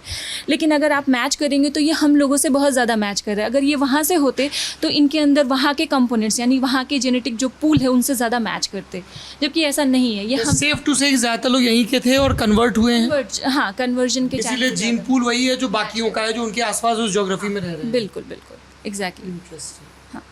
आज कर रहे हैं सुरभि एंड प्रेष्ठा। प्रेष्या प्रेष्या प्रेष्ठा। प्रेष्ठा। हाँ। तो हम दोनों तो ट्रेनी हैं यहाँ पे, अभी एक हफ्ता ही हुआ है हमें यहाँ पे आके। तो फिर मैं फिलहाल ब्लड सैंपल्स और बेलगांव से। हाँ, बेलगाम कर्नाटका और से। सुरभि? और मैं आइज़र बरहमपुर से आई हूँ और मैं रहती दिल्ली में हूँ। तो मेरा अभी सेकेंड ईयर ख़त्म हुआ है और मेरे को पॉपुलेशन जेनेटिक्स काफ़ी पसंद। ग्रेजुएशन का या मास्टर्स? नहीं, बैचलर्स का सेकेंड ईयर अभी जस्ट कंप्लीट हुआ है। बीएससी सेकंड ईयर में ही तुम एकदम लैब घूम रही हो। वाह, शाबाश, बहुत बढ़िया। तो एक्चुअली हमारा इंटीग्रेटेड कोर्स है 5 ईयर का आइज़र जो में। वहाँ आइज़र में, हाँ, IISER. Yes. So Indian Institute of Science Education and Research. So पढ़ना पड़ता है वहाँ दाखिले के लिए? हाँ, एग्ज़ाम क्लियर करना पड़ता है इंडियन। इतनी मॉडेस्ट है कि साहब अपने मुँह से कैसे कहें कि हम बहुत अच्छे हैं पढ़ने में। नहीं sir, so basically population genetics में इंटरेस्ट था और अभी कॉलेज में 3 महीने की छुट्टी थी, सर ने अपॉर्चुनिटी दी कि एक पॉपुलेशन। क्या रिसर्च कर रहे हैं तुम लोग? तो मेरे कॉलेज के पास ही एक पॉपुलेशन है जो मोस्टली फिशरमैन है, बिकॉज हमारा इंस्टीट्यूट कोस्ट पे है, ईस्ट कोस्ट पे। तो वहाँ पे एक पॉपुलेशन है जो सारे मोस्टली फिशरमैन है। तो मैं वहाँ से सलाइवा सैम्पल्स कलेक्ट करके आई हूँ और अभी हमारा डीएनए एक्सट्रैक्शन चल रहा है। तो उसके बाद फिर आगे काम करेंगे कि कैसे प्रेष्ठा? मुझे पारसी के सैंपल्स दिए गए थे। हाँ, पारसी लोगों के। तो फिर वो ब्लड सैंपल्स है, तो मेरा भी वही डीएनए एक्सट्रैक्शन चल रहा है अभी ब्लड सैंपल्स से। जी वंदना जी नमस्ते। आप और रुद्र कोविड पे काम कर रहे हैं। वाह, बताइए क्या क्या जानकारी है अब हमारे पास कोविड की? जी सर, जैसे कोविड इन्फेक्शन चाइना की लैब से निकला था कि नहीं निकला था, पहले ये बताओ। अभी इसका ऐसा कोई प्रूफ नहीं है। नहीं। हाँ। तो कोविड जैसे इन्फेक्शियस डिजीज किसी को भी हो सकता है, हर किसी को इक्वल चांस है कि अगर जो विसिनिटी में रह रहा है कि उसको कोविड हो जाए। लेकिन जब कोविड होता है उनके सिम्टम जो होते हैं वेरी करते हैं। जैसे किसी को बहुत ही एकदम एसिम्टोमेटिक कोई सिम्टम नहीं है, किसी को हल्के फुल्के सिम्टम हो गए घर पे ठीक हो गए, और कुछ लोग हैं जिनको मतलब बहुत सीवियर सिम्टम हो रहे हैं, उनको हॉस्पिटल में एडमिट होना पड़ रहा है, वेंटिलेशन पे जाना पड़ रहा है। ये हमने अपने घर में भी देखा। हाँ, तो ऐसा है। तो ऐसा होने के कई कारण बताए जाते हैं कि आपको पहले से कोई बीमारी हो, डायबिटीज़ हो, हाइपरटेंशन हो, जो आपको इस सीवियरिटी को ऐड कर देता है कि आपको सीवियर होने के सिम्टम ज़्यादा हों। लेकिन ऐसा भी देखा गया बहुत सारे यंग लोग जिनको कोई बीमारी नहीं है उनको भी सीवियर सिम्टम हो रहे हैं। तो एक डाइवर्स सिम्टम आ रहे हैं, ऐसा क्यों है? तो ऐसा बहुत सारी थ्योरी प्रपोज की गई और रिजल्ट प्रपोज किया गया कि ऐसा अलग अलग जेनेटिक मेकअप की वजह से है कि हर लोगों का जेनेटिक मेकअप अलग अलग है, जिनको अलग अलग लोगों को सस्टेबल बना रहा है कि किसी को अलग अलग तरीके से सिम्टम हो, माइल्ड हो, सीवियर हो। तो हमारा काम ये है कि इन सारे ग्रुप्स को आपस में कंपेयर करना और एनालाइज करना कि उस डिफरेंसेस कहाँ पे उनके जेनेटिक मेकअप में जो इनको अलग अलग सीवियरिटी के लिए एक्सपोज कर रहे हैं। तो हमारा रिसर्च इस पे है। दोनों लोग इसी पे काम कर रहे हैं? No, I am working on COVID with the CT values. So CT value is a cycle threshold that we get from the RT-PCR. ये जो डिज़ाइन बनी हुई है क्या, ये दिखाओ पहले, देख सकते हैं? हाँ। नहीं, वैज्ञानिक लोग कई गुप्त चीज़ें भी कर रहे होते हैं ना कि डेटा भी आउट नहीं करना है। हाँ, So what we are looking is like how the CT value. नाव बनी हुई है, ये क्या है? सर ये वॉयलेंट प्लॉट है, बॉक्स एंड वॉयलेंट प्लॉट। ये मतलब दिखाता है कि हमारा डेटा क्या कहते हैं, कैसे डिस्ट्रीब्यूटेड है। तो ये जैसे है कि अपर थ्रेशोल्ड क्या है, लोअर थ्रेशोल्ड क्या है, और बीच में इनके इंटरक्वार्टाइल रेंज कितने। हमारा डेटा कैसे, समझ में नहीं आया। सर डेटा हमारा ये दिखाता है वॉयलेंट प्लॉट कि हमारा कैसे हमारा डेटा डिस्पर्स है नीचे से लेकर के हाई पॉइंट तक। तो अलग अलग वेव के दौरान। हाँ, अलग अलग वेव के, हाँ। थर्ड वेव के दौरान। जी बताइए वंदना जी। Okay, so we are looking like how the CT value change across the 3 waves, like what is the significance and all. We have also divided the data before the peak, at the peak and after the peak, so to see how the CT values change with all the 3 waves. And we have also done the CT value analysis with the gender and the age groups. Like we have divided the data that we have based on the age groups, like 5 age groups into children, adolescents, old age, adult and all. And we are looking like how the CT values is different in different age groups, different gender and all. Variate करता है वही। हाँ, sir ये केरला से हैं, अभी master student हैं, तो हिंदी थोड़ा सा इनको भी। कोई बात नहीं, अंग्रेजी में बोल रही हैं क्योंकि हमें मलयालम नहीं आती है, ये हमारी कमी है। या तो हमें मलयालम आए, जितनी उनको हिंदी आने की ज़रूरत है उतनी हमें भी तो मलयालम आने की ज़रूरत है ना। हाँ सर, तो CT वैल्यू जो होता है ये जैसे RT-PCR टेस्ट करते हैं कोविड-19 डायग्नोसिस करने के लिए, तो CT वैल्यू जो डिपेंड होता है कि एक सिग्नल आता है जब आप टेस्ट करते हैं कि वो सिग्नल एक थ्रेशोल्ड होता है, उस थ्रेशोल्ड को सिग्नल जितनी जल्दी पार कर जाएगा CT वैल्यू उतनी कम होगी, और जितना ज़्यादा समय लगेगा उस सिग्नल को आने में, क्रॉस करने में, CT वैल्यू जो होती है उतना ज़्यादा रहेगी। साइकिल थ्रेशोल्ड, तो CT वैल्यू जितना ज़्यादा कम रहेगी इसका मतलब कि हमारा viral load, initial viral load ज़्यादा था तो सिग्नल जल्दी आ गया, और जैसे जैसे CT वैल्यू बढ़ेगी मतलब इनिशियल वायरल लोड जो था वो कम था, तो बहुत समय लगा हमको सिग्नल पाने में, तो इन्होंने यही इसीलिए दिखाया। कई बार शुरुआती टेस्ट में लोगों को पता नहीं चलता था जी कि जी कोविड जी है। हाँ, तो दोबारा टेस्ट कुछ दिन बाद कराते थे तो पॉजिटिव रिजल्ट आ जाता था। तो इन्होंने देखा है कि अलग अलग वेव के, फर्स्ट वेव, सेकेंड वेव और थर्ड वेव पे, तो अलग अलग वेव के अलग अलग पीक पे, मतलब before the peak of the first wave, फिर पहले वेव की पीक आई, फिर उसका ख़त्म हुआ, फिर दूसरे वेव की पीक आई। तो उन्होंने देखा कि इनको जैसे फर्स्ट वेव की पीक में सबसे ज़्यादा क्या कहते हैं सीटी वैल्यू हाई थी, और जैसे जैसे आगे हम बढ़ रहे हैं कोविड-19 के टाइमलाइन में देखा जा रहा है कि धीमे धीमे जो सीटी वैल्यू कम होती जा रही है, क्योंकि वायरल लोड बढ़ता जा रहा है। सबसे ज़्यादा वायरल लोड देखा गया कि सेकंड वेव में था, तो सबसे ज़्यादा पीक सेकंड वेव में आई, और थर्ड वेव में वैक्सीनेशन के बाद ये पीक वगैरह वायरल लोड वगैरह कम हुआ, क्योंकि हम इम्यून हो गए पहले के वेव से वैक्सीनेशन की वजह से। अब देखिए, मैं बेसिक अब आप लोगों का सबका काम समझ गया हूँ इस लैब में जो है। अब मेरे कॉमन क्वेश्चन है, आप लोग थोड़ा पास आ सकते हैं ताकि हम बहुत तेज़ी से मूव कर सकें, है ना। यू कैन फ्यू, थोड़े लोग खड़े हो जाइए, थोड़े लोग बैठे रहिए, मैं भी मुझे भी एक चेयर, हाँ मैं इधर बैठ जाता हूँ, है ना। थोड़ा पास आ जाओ सब लोग, है ना। आइए रुद्र बाबू, वरना आप भी पास आइए। 3 कॉमन सवाल हैं सबके लिए, ठीक है। एक, मुझे अपनी रिसर्च से जुड़ा सबसे अमेजिंग फैक्ट बताओ, मैं कहूँ वाओ, और मेरे व्यूअर्स भी करें यार, क्योंकि हमें लगता है साइंस बहुत मज़ेदार चीज़ है अगर कोई बताए। जैसे आपने बताया कि शहरिया जनजाति में टीबी ज़्यादा होता है, थारू, मतलब ये वाव नहीं है, पर ये बहुत इंटरेस्टिंग चीज़ है पढ़ने के हिसाब से, पॉइंट ऑफ व्यू से। जैसे ये बता रही कि कार्डियोवास्कुलर में क्या बता रही थी, कार्डियोमायोपैथी क्यों मोटा हो रहा है दिल का वो जो परत है, क्यों पतला हो रहा है, और इससे फिर कैसे दवाइयाँ बनेंगी। तो आपको अपनी अपनी रिसर्च या कुछ और भी आपने लेटेस्ट साइंस जर्नल पढ़ा हो, कुछ interesting cheese, so that people get more curious, point 1। Point 2, कुछ लोग आप में से बता सकते हैं जो भी आप अलग अलग प्रेस्टिजियस इंस्टीट्यूशंस में पढ़े हैं, तो जो लड़के लड़कियाँ ये वीडियो देख रहे हैं, 10th में है, 12th में है, और वो उस फैक्ट्री में नहीं दाखिल होना चाहते हैं जो बिल्कुल कि नीट कर लो, ये कर लो, वो कर लो, ये होता है ना, आईटी कर लो, नीट कर लो, बस साइंस पढ़ा तो यही कर लो। उसके बजाय आप साइंटिस्ट बन सकते हो, रिसर्च कर सकते हो, ठीक। तो वो बताइए कौन कौन से इंस्टीट्यूशन से आप लोग पढ़ के आए हैं, वहाँ दाखिले का क्या प्रोसेस, जैसे आप आयशर बरहामपुर से आए हैं। और तीसरा फिर मैं आपसे इलेक्शन से रिलेटेड पूछूंगा कि साइंस कम्युनिटी के लिए पॉलिटिशियंस को क्या करना चाहिए। बोलोगी नहीं वान्या तो एड नहीं मिलेगी। सब तुम साइंटिस्ट लोग यहाँ से ग्रेजुएशन पीजी करते हो, फिर चले जाते हो यूरोप और अमेरिका, क्योंकि वहाँ की लैब में फैसिलिटीज़ ज़्यादा होती हैं। हैं हम 9 साल यूरोप से लौट के आए हैं। प्रज्वल, हम चाहते हैं और भी लौट के आए, इसलिए कहाँ से लौट के आए हैं? मैं 6 साल रहा फ्रांस में, 5 साल पेरिस में, 1 साल नैन्सी, एक छोटा शहर है, 4 साल चेक रिपब्लिक में रहा, चेस्के बुद्धिया 9 साल बाहर रहे आप। और प्रज्वल? मैं विजिटिंग PhD फेलोशिप पे गया था, इस्टोनिया में ही गया था, यूनिवर्सिटी ऑफ तारतू में। जी, वहीं पे ज्ञानेश्वर भी थे? जी, एक समय के लिए सर, मतलब लंबे समय तक सर वहाँ थे। जी, वही हम चाहते हैं ना कि यहाँ ज़्यादा से ज़्यादा लैब खोले। इसके लिए you will have to raise your voice, ठीक है, कि पॉलिटिशियंस को क्या बनाना चाहिए और पब्लिक को साइंस से और ज़्यादा कैसे कनेक्ट कर सकते हैं। You already have ideas, very good. हैं मुखर लोग हैं, वेरी गुड, ठीक है। तो सबसे पहले मुझे साइंस के बारे में अमेजिंग चीज़ें बताइए, आपकी रिसर्च से जुड़ी हो सकती है या कुछ आपने लेटली जो पढ़ा हो। हाँ सर, ये देखा गया कोविड-19 जो है, इसकी जो सीवियरिटी है, कितना ज़्यादा लोग की डेथ हो रही है, कितना ज़्यादा केसेस आ रहे हैं, इसकी सीवियरिटी और इंसिडेंट एंसिस्ट्री वाइज भी डिफरेंट हो रहे हैं। कि जैसे यूरोप में सबसे ज़्यादा डेथ हुई, यूरोप में, अमेरिका में, और देखा गया फिर ईस्ट एशिया में कम डेथ हुई, इंडिया में मतलब इन दोनों के बीच में कहीं रहा, ना बहुत ज़्यादा सीवियर ना बहुत ज़्यादा माइल्ड। तो इसमें देखा गया कि एक स्टडी हुई थी ईस्ट एशिया के पॉपुलेशन पर, उन्होंने देखा गया कि आज से लगभग 25,000 साल पहले कोविड-19 जैसा ही वायरस वहाँ उस समय इंडेमिक था वहाँ पे उस पॉपुलेशन में, जिसके वजह से वहाँ के लोगों में बहुत सारे सिलेक्शन आ गए ऐसे जीन। 25,000 साल पहले की बीमारी से इस बीमारी के बचाव की रूपरेखा तय हुई। जी जी जी। तो वहाँ पे उस बीमारी के लिए बहुत सारे जीन में सिलेक्शन आ गए, जो आज के कोविड-19 का जो वायरस है जो इफेक्ट करता है उसको, उससे प्रोटेक्टिव मतलब एक शील्ड मिल गई। बताइए कुछ समथिंग अमेजिंग अबाउट साइंस। जैसे हम लोगों का श्रीलंका की पॉपुलेशन है, दोनों बहुत लड़ाई होती है, हम लोग आए दिन सिंहलीज और तमिल आपस में लड़ रहे हैं।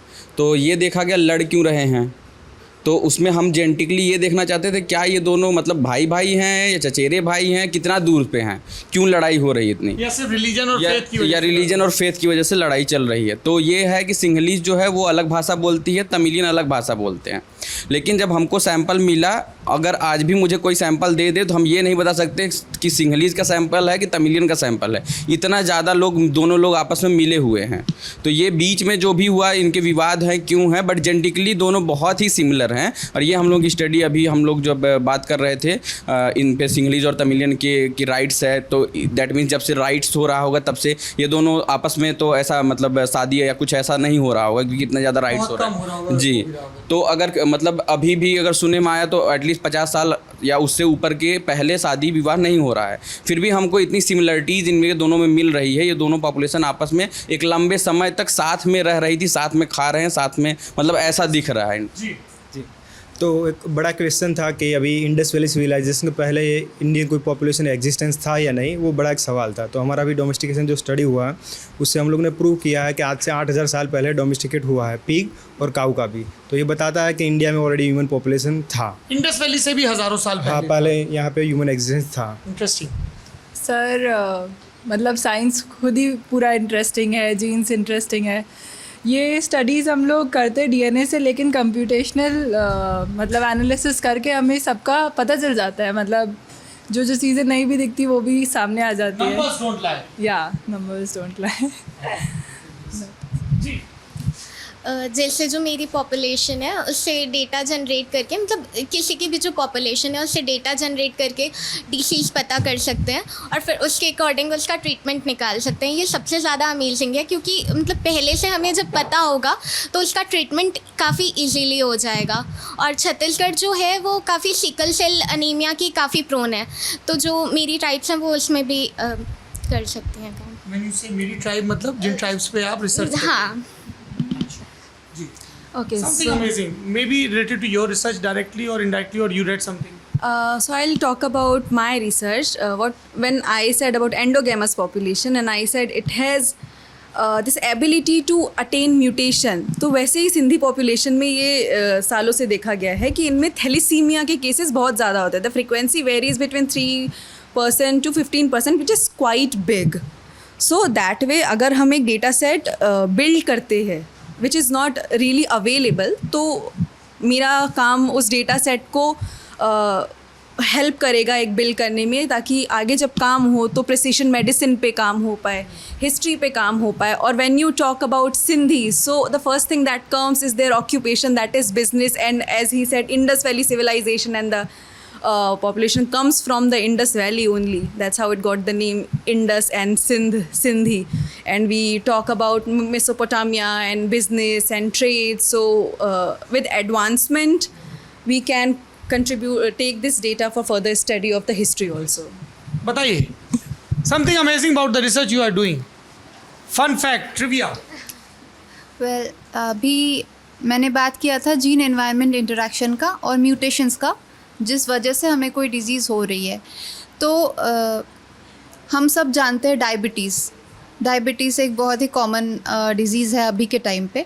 तो एक टाइम था जो थ्रिफ्टी फिनोटाइप बोल के एक फिनोटाइप था, वो कुछ इंसानों में सिलेक्टिवली रहा, जो उस इंसान को बचाने का उस समय काम किया। क्यों? तब इंसान को लंबे स्ट्रेचेस तक खाना नहीं मिलता था, ठीक है। तो वो जो वो मतलब कुछ जीन्स उनमें रहे थे जो उस समय उन इंसानों को थ्राइव करने में हेल्प करता था। अब ये इन्वायरमेंट इतना ज़्यादा हमें खाना पीना का तो हमारा अभी कोई स्कार्सिटी है नहीं, तो वही जो जीन जो तब हमें बचाया था वो आज जाके हमें नेगेटिव इफेक्ट्स दे रहा है, मोटापा पैदा कर रहा है, पेट भर जाता है पर वो कहता रहता है खाओ खाओ खाओ। तो हम नाम बताओ इस जीन का। यही कल्प्रिट है, हम समझ गए।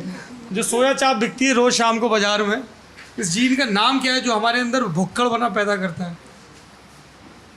एक जीन नहीं है, इट्स क्यूमुलेटिव, बहुत सारे एक साथ मतलब जीन्स हैं जो हमें इस चीज़ के लिए प्रोन करता है। तो एक जीन होता तो अब तक एक जीन होता तो अब तक डॉक्टरों ने उसके लिए गोली ईजाद कर दी होती। कॉम्प्लेक्स डिसऑर्डर्स बोलते हैं, मेंडेलियन फिनोटाइप की तरह वो नहीं होता है, एकाधिक जीन्स एक साथ जो एनवायरनमेंट के साथ मिलके हमें ये डिजीज़ देती है, उसको कॉम्प्लेक्स भूखे रहने का पुराना डर है जो अब तक हमारे अंदर भुक्कड़ बना रखता है। हाँ एग्जैक्टली। जी बताइए, एनीथिंग इंटरेस्टिंग अबाउट साइंस? हाँ, जैसे हम लोग के बीच में अभी पॉलिटिकली अगर आप कनेक्ट करें इसे, तो रिलीजियस वाइज देखा जाए तो हम सब एक दूसरे के साथ सोचते हैं कि हम बहुत अलग हैं, ये हैं। भैया लोगों ने जो इतनी देर से एक्सप्लेन किया कि हम सब अफ्रीका से आए हैं और रिलीजियस डिस्प्यूट ना रख के हम एक दूसरे के साथ कनेक्टेड है, ये हमारा रिजल्ट भी बोलता है। तो हम एक साथ रहना चाहिए, this is what I want to say. और इससे हमारे काम और आसान हो सकते हैं, हम एक साथ डेवलपमेंट की तरफ काम कर सकते हैं, रैशनल हो सकते हैं, बेकार का प्राइड लेने के बजाय है। हाँ, जी। Okay, so the COVID-19 that we saw recently, which causes the pandemic, when we look for the COVID-19, it's a SARS-CoV-19. That's a SARS, that is not a new thing. SARS, the first occurrence of the SARS was in early 2000, around 2003 or something. So the thing is, like in 2003, there was no impact like this that we see now. So there is a slight variation that caused a huge impact and which led to the lockdown and everything. So it's just a mutation that is leading to a very huge difference in the country. And Just a mutation, but it's a disastrous mutation. Anything interesting you would like to add? Well, I'd say one thing. It's not related to what particularly what I'm working on, but एक चीज़ थी जो हम बचपन में ना सुनते थे, that we all are stardust. We all are stardust. एक दूसरे को मोटिवेट करने के लिए. तो मेरे से ऐसे ओके मोटिवेट करने के लिए, but then one day I realise कि एक्चुअली में it is scientifically true that explain see it is like the elements in our body. Hindi में अगर बताएं तो थोड़ा बेहतर होगा। अच्छा ना मैं बताती हूँ कि हमारे शरीर में जो एलिमेंट्स हैं वो सब एक टाइम पे एक स्टार का पार्ट थे। अगर आप हम थियोरीज पढ़ते हैं कि अर्थ कैसे बना, सोलर सिस्टम कैसे बना, यूनिवर्स कैसे बना, तो उसके थ्रू हमें पता चलेगा कि जो एज एलिमेंट से हम बने वो एक समय में किसी स्टार का पार्ट थे। तो ये जो लाइन है, तुम ये सब लोग हम लोग तारे थे, हमारे अंदर जो एलिमेंट्स हैं वो हमारे अंदर जो एलिमेंट है वो किसी तारे में थे। हाँ, तो we all are actually stardust, it is actually true. तो फिर वहाँ से यहाँ कैसे आए? वो तो फिर आपको काफ़ी कुछ पढ़ना पड़ेगा। थोड़ा तो बताओ, थोड़ा इंटरेस्टिंग साउंड कर रहा है। मैं बायोलॉजी में हूँ तो मैं इतने अच्छे से एक्सप्लेन नहीं कर पाऊँगी, बट जैसे स्टार का फॉर्मेशन हुआ, स्टार बना, अब स्टार की डेथ भी होती है, वो कुछ एलिमेंट्स रिलीज़ हुए, कुछ नए हेवनली कुछ नए प्लानिटरी बॉडीज़ बनी। हम भी जैसे हमारा एवोल्यूशन हुआ है, हम इनऑर्गेनिक से ऑर्गेनिक हुआ है। पहले इनऑर्गेनिक पार्टिकल्स थे अर्थ के एटमॉस्फेयर में जब यहाँ पे लाइफ नहीं थी, और वो थ्रू एवोल्यूशन वो इनऑर्गेनिक चीज़ें ऑर्गेनिक बनी, वो सेल्स बने, फिर सेल से टिश्यू हुआ, ये सब। तो इनिशियली हमारा ओरिजिन वो इनऑर्गेनिक मॉलिक्यूल्स ही है, और उन इनऑर्गेनिक मॉलिक्यूल का सोर्स वो यूनिवर्स है जिसमें वो स्टार्स डिस्ट्रॉय हुए थे। तो देयर इज़ दिस पूरी लाइक इवेंट्स का सीक्वेंस है जिसे हम वो जो स्टार के अरबों खरबों बरस हाँ का, वो तो बहुत बड़ा टाइम स्केल तो आप बहुत बड़ा ले लीजिए। अभी टाइम स्केल तो वैसे ही बड़ा लेते हैं, बोले कुछ टाइम रुके, बोले कितने टाइम, बोले 800 साल। आप अर्थ के फॉर्मेशन से भी पीछे जाइए, अब सोलर सिस्टम के भी फॉर्मेशन फॉर्मेशन। हाँ, तो एक्चुअली में हम सब उन स्टार्स से निकले हुए एलिमेंट्स से ही बने हुए हैं। अच्छा, मुझे ये बताइए, आप लोगों ने साइंटिस्ट के बारे में क्या क्या स्टीरियोटाइप सुने हैं, क्या क्या जोक सुने, फन पार्ट जो आपको लगता है सही नहीं है, थोड़े सही हैं? इसमें यही है कि बेसिकली जो साइंटिस्ट होते हैं, दाढ़ी बड़ी बड़ी होती है, बाल बड़े बड़े होते हैं। नहीं, मेरा तो ठीक है, चश्मे ऐसा कुछ नहीं है। Scientist are just like cool handsome जैसे आते हैं। तो ये जो मिथ है वो अब नहीं है ऐसा। और क्या मिथ सुने आप लोगों ने साइंटिस्ट के बारे में? हाँ, असल में साइंस को बचपन से ही ना बोरिंग एक सब्जेक्ट बना दिया गया है। हम इसको, साइंस बहुत इंटरेस्टिंग है, बायोलॉजी तो अपने आप में बहुत ज़्यादा इंटरेस्टिंग है। एक मकड़ी जो होती है उसका जाले का एक तार होता है जो वो अपनी लार से बनाती है। Tensile strength 1000 times more than steel. Steel से, टाइटेनियम से 1000 टाइम्स ज़्यादा उसकी टेंसाइल स्ट्रेंथ होती है। उस पर वो बड़े बड़े जानवर लटकाती है, एक माइक्रोन के थिकनेस की तार होती है। लेकिन हम इसको इस इंटरेस्टिंग तरीके से पढ़ाते ही नहीं। हमारी सबकी शरीर 32 ट्रिलियन सेल से बनी है, फिक्स है। 3.2 खरब सेल्स लगभग सब में एक बराबर हैं। उसमें 23 गुणसूत्र ही हैं सबके में, 23 जोड़े, आधे माता से आते हैं, आधे पिता से आते हैं।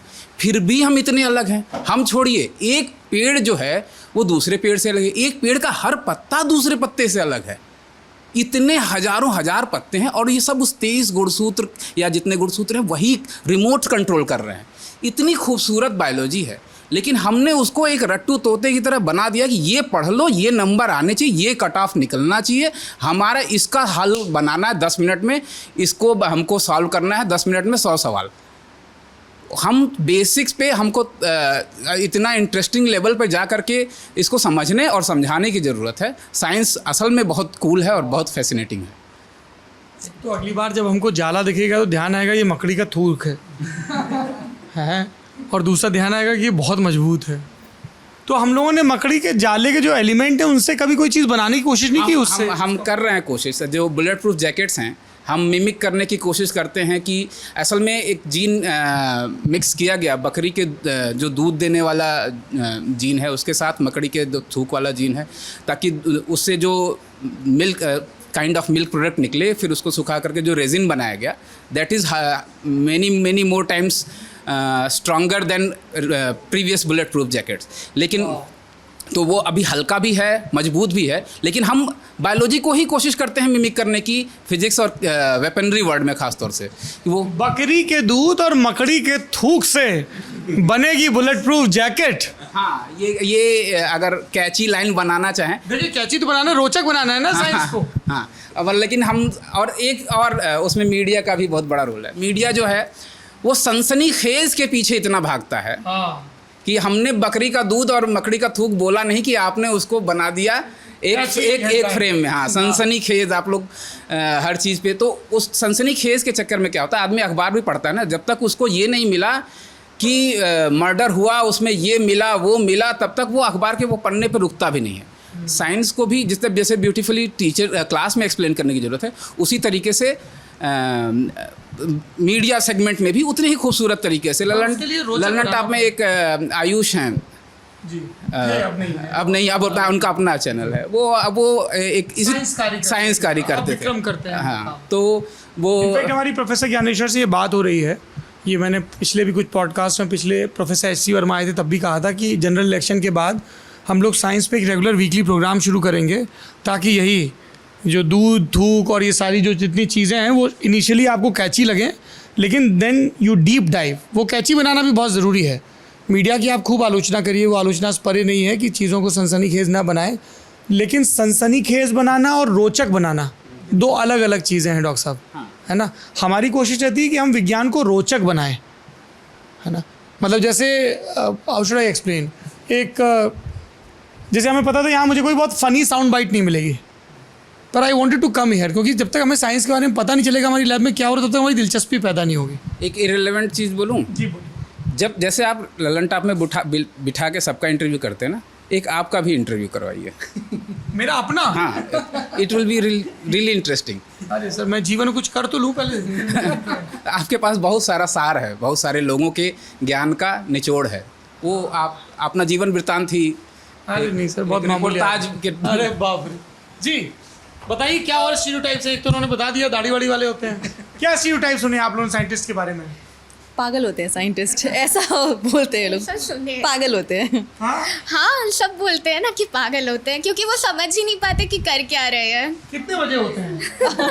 मतलब मैं चेक उन्होंने एक लेक्चर के टाइम कहा था, एक प्रोफेसर थे कि everybody who is doing science is neuro divergent. What does it mean? Neuro divergent मतलब बेसिकली वो वही कहना चाह रहे थे कि वो सब पागल होते हैं, कि उनका दिमाग अच्छा, तो एक सुंदर शब्द है डाइवर्जेंट है कि वो मतलब नॉर्मल जैसे काम करता है वैसे नहीं है। जो एक नॉर्मल इंसान जिस तरीके से सोचता है, काम करता है, जो नॉर्मल ब्रेन का वैसे उल्टी खोपड़ी। हाँ। तो आप लोग क्या लगता है, सही बात है? आपको क्या लगा, सही बात है? इतने मुझे तो ये लगा कि आप बाकी लोगों से थोड़े से ज़्यादा रीजनेबल और रैशनल हैं। इन अ वे वी शुड बी। तो हो सकता है लोग उल्टी खोपड़ी है जो हमें उल्टी खोपड़ी बोलते हैं। इन अ वे होना चाहिए, because it is our duty to think outside the box. देखिए ये उल्टी खोपड़ी बोल रही है। हाँ, it is our duty to think outside the box. जैसे आप बोले रैशनल है, नॉर्मल ओपिनियंस ना होना भी might be proven rational in the long run. अगर नहीं होंगे तो नई चीज़ें देख नहीं पाएंगे ना, ज़रूरी है कि कूल नहीं होते। कूल नहीं होते, पर आप लोग तो हमेशा किताब के पीछे छुपे रहते हैं, बहुत पढ़ाई करते हैं। उनकी आफ्टर लाइफ नहीं होती है। आफ्टर लैब लाइफ मतलब कोई इनका ये तो फिर मुझे इस पर भी प्रमाण चाहिए होगा आफ्टर लाइफ पे। स्लिप ऑफ टंग है वो। तो वो लेकिन ऐसा नहीं है, सबको अपना मनोरंजन चाहिए होता है। सब लैब के बाद चिल करते हैं। कैसे चिल करते हो आप लोग, बताओ। बनारस में कैसे चिल करते हैं साइंटिस्ट? कुछ ना करके। Please explain. आपको मोक्ष मिल गया है। इतनी ज़्यादा एक्टिविटी बनारस, तो आप समझ ही रहे, आप कहीं भी जाओ कुछ नहीं करने के लिए आप कुछ ना कुछ में एंगेज तो हो ही जाओगे। यहाँ कोई गाली दे रहा है, कोई कुछ कर रहा है, मतलब शांत एनवायरनमेंट में जाके सीलिंग की तरफ ताक के लेटे रहे ना, वो मेरे लिए चिल करना है। कैसे चिल करते हो?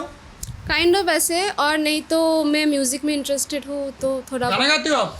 गाना गाने से ज़्यादा आई एम मोर इंटरेस्टेड कि म्यूज़िक ऐसा कुछ गिग्स होता रहे तो उसमें, हाँ, उसे पार्टिसिपेट। हाँ जी, कैसे चिल करते हो? सोना। मतलब साइंटिस्ट सारे स्लीप डिप्राइव्ड होते हैं क्या खुशबू? हाँ। अच्छा, अब ये बताइए, देश में इलेक्शन है, ठीक है, this is my last round of question. अगर साइंटिस्ट कम्युनिटी से ये पूछा जाए कि इस देश के पॉलिटिशियंस का एजेंडा क्या होना चाहिए, अगर साइंटिस्ट को एक चार्टर ऑफ डिमांड रखना हो तो आपकी क्या डिमांड होंगी? सर मुझे ऐसा लगता है जैसे ज़्यादा हम लोग साइंस को बढ़ा सकते हैं, मतलब लोगों को ऐसा लगता है कि बस साइंस ले लिया मतलब इंजीनियर बनेगा या फिर तो डॉक्टर बनेगा, लेकिन उसको इस तरीके से जैसे हम लोग रिसर्च वर्क में हैं तो थोड़ा ध्यान रिसर्च वर्क में लगाएं, क्या करना होगा इसके लिए? थोड़ी एम्प्लॉयमेंट्स बढ़ाएं, हमारा जो रिसर्च पेपर निकलता है उसको थोड़ा मतलब अच्छे से ज़्यादा पेपर्स अप्रूव करे, पढ़े, हाँ, फंडिंग दे, ताकि हम लोग ज़्यादा जो रिसर्च कर रहे हैं उसमें कुछ कमी नहीं है, हम लोग अपना 100% दे पाए, पैसा और लगाएं, स्कॉलरशिप। जी शैलेश। मैं ये बोलूँगा कि जो हमारा रिसर्च होता है उसको बेस बना के गवर्नमेंट थोड़ा पॉलिसी में यूज़ करे। कुछ अगर वो डिसीजन ले रही है तो रिसर्च को मायने रख के थोड़ा सा काम करेगा तो मुझे लग रहा है बेटर रहेगा। दूसरा ये चीज़ है कि नंबर ऑफ़ कॉलेज, यूनिवर्सिटी और एम्प्लॉयमेंट जिस तरह से बोला जा रहा है वो बढ़ाया जाए। थोड़ा बजट जो है मतलब रिसर्च के लिए वो भी बढ़ाने की ज़रूरत है अभी। डॉक्टर प्रज्वल। मेनली रिसोर्सेज का ही बात करूँ, जैसे जब बजट लॉन्च होता है तो उसमें कट होता है किस सेक्टर को कितना मिल रहा है, तो आप जब भी देंगे उसमें साइंस और टेक्नोलॉजी में जो मिलता है उसमें बायोलॉजिकल साइंस को कितना कट मिल रहा है, बिकॉज डिफेंस और भी मतलब बहुत सारी स्ट्रीम्स हैं, उसमें इस स्ट्रीम को कितना मिलता है वो प्रपोर्शन काफ़ी कम हो जाता है बायोलॉजिकल साइंस के जितने भी साइंटिस्ट होते हैं। फंड्स की कमी है, रिसोर्सेज की कमी है। जी सर, R&D और एजुकेशन में फंडिंग बढ़ाने की ज़रूरत है। ये तो हो गया, कोई नई चीज़ हाँ, क्योंकि जितना हम लोग प्लेज करते हैं न्यू एजुकेशन पॉलिसी में जितना प्लेज किया गया है 5% 6% बोलते हैं, हम लोग 1% भी नहीं करते हैं। जितनी भी डेवलप कंट्री हैं, साउथ कोरिया हैं, जितनी भी मतलब सुपर पावर हैं, रिसर्च एंड डेवलपमेंट में साइंस में हम इन्वेस्ट नहीं करेंगे तब तक सुपर पावर नहीं बन पाएंगे। बिल्कुल। इसमें भी सर दूसरा भी है कि अदर कंट्रीज में जो प्राइवेट जो सेक्टर्स हैं वो भी अपना कुछ हिस्सा इसमें देते हैं। साइंस एंड टेक्नोलॉजी में जैसे शेयर होता है तो गवर्नमेंट के साथ प्राइवेट सेक्टर्स भी मिलके अपना पैसा लगाते हैं, जबकि इंडिया में आप देखेंगे हम लोग मेनली गवर्नमेंट के ऊपर ही रिलाई करते हैं कि गवर्नमेंट से फंडिंग मिले।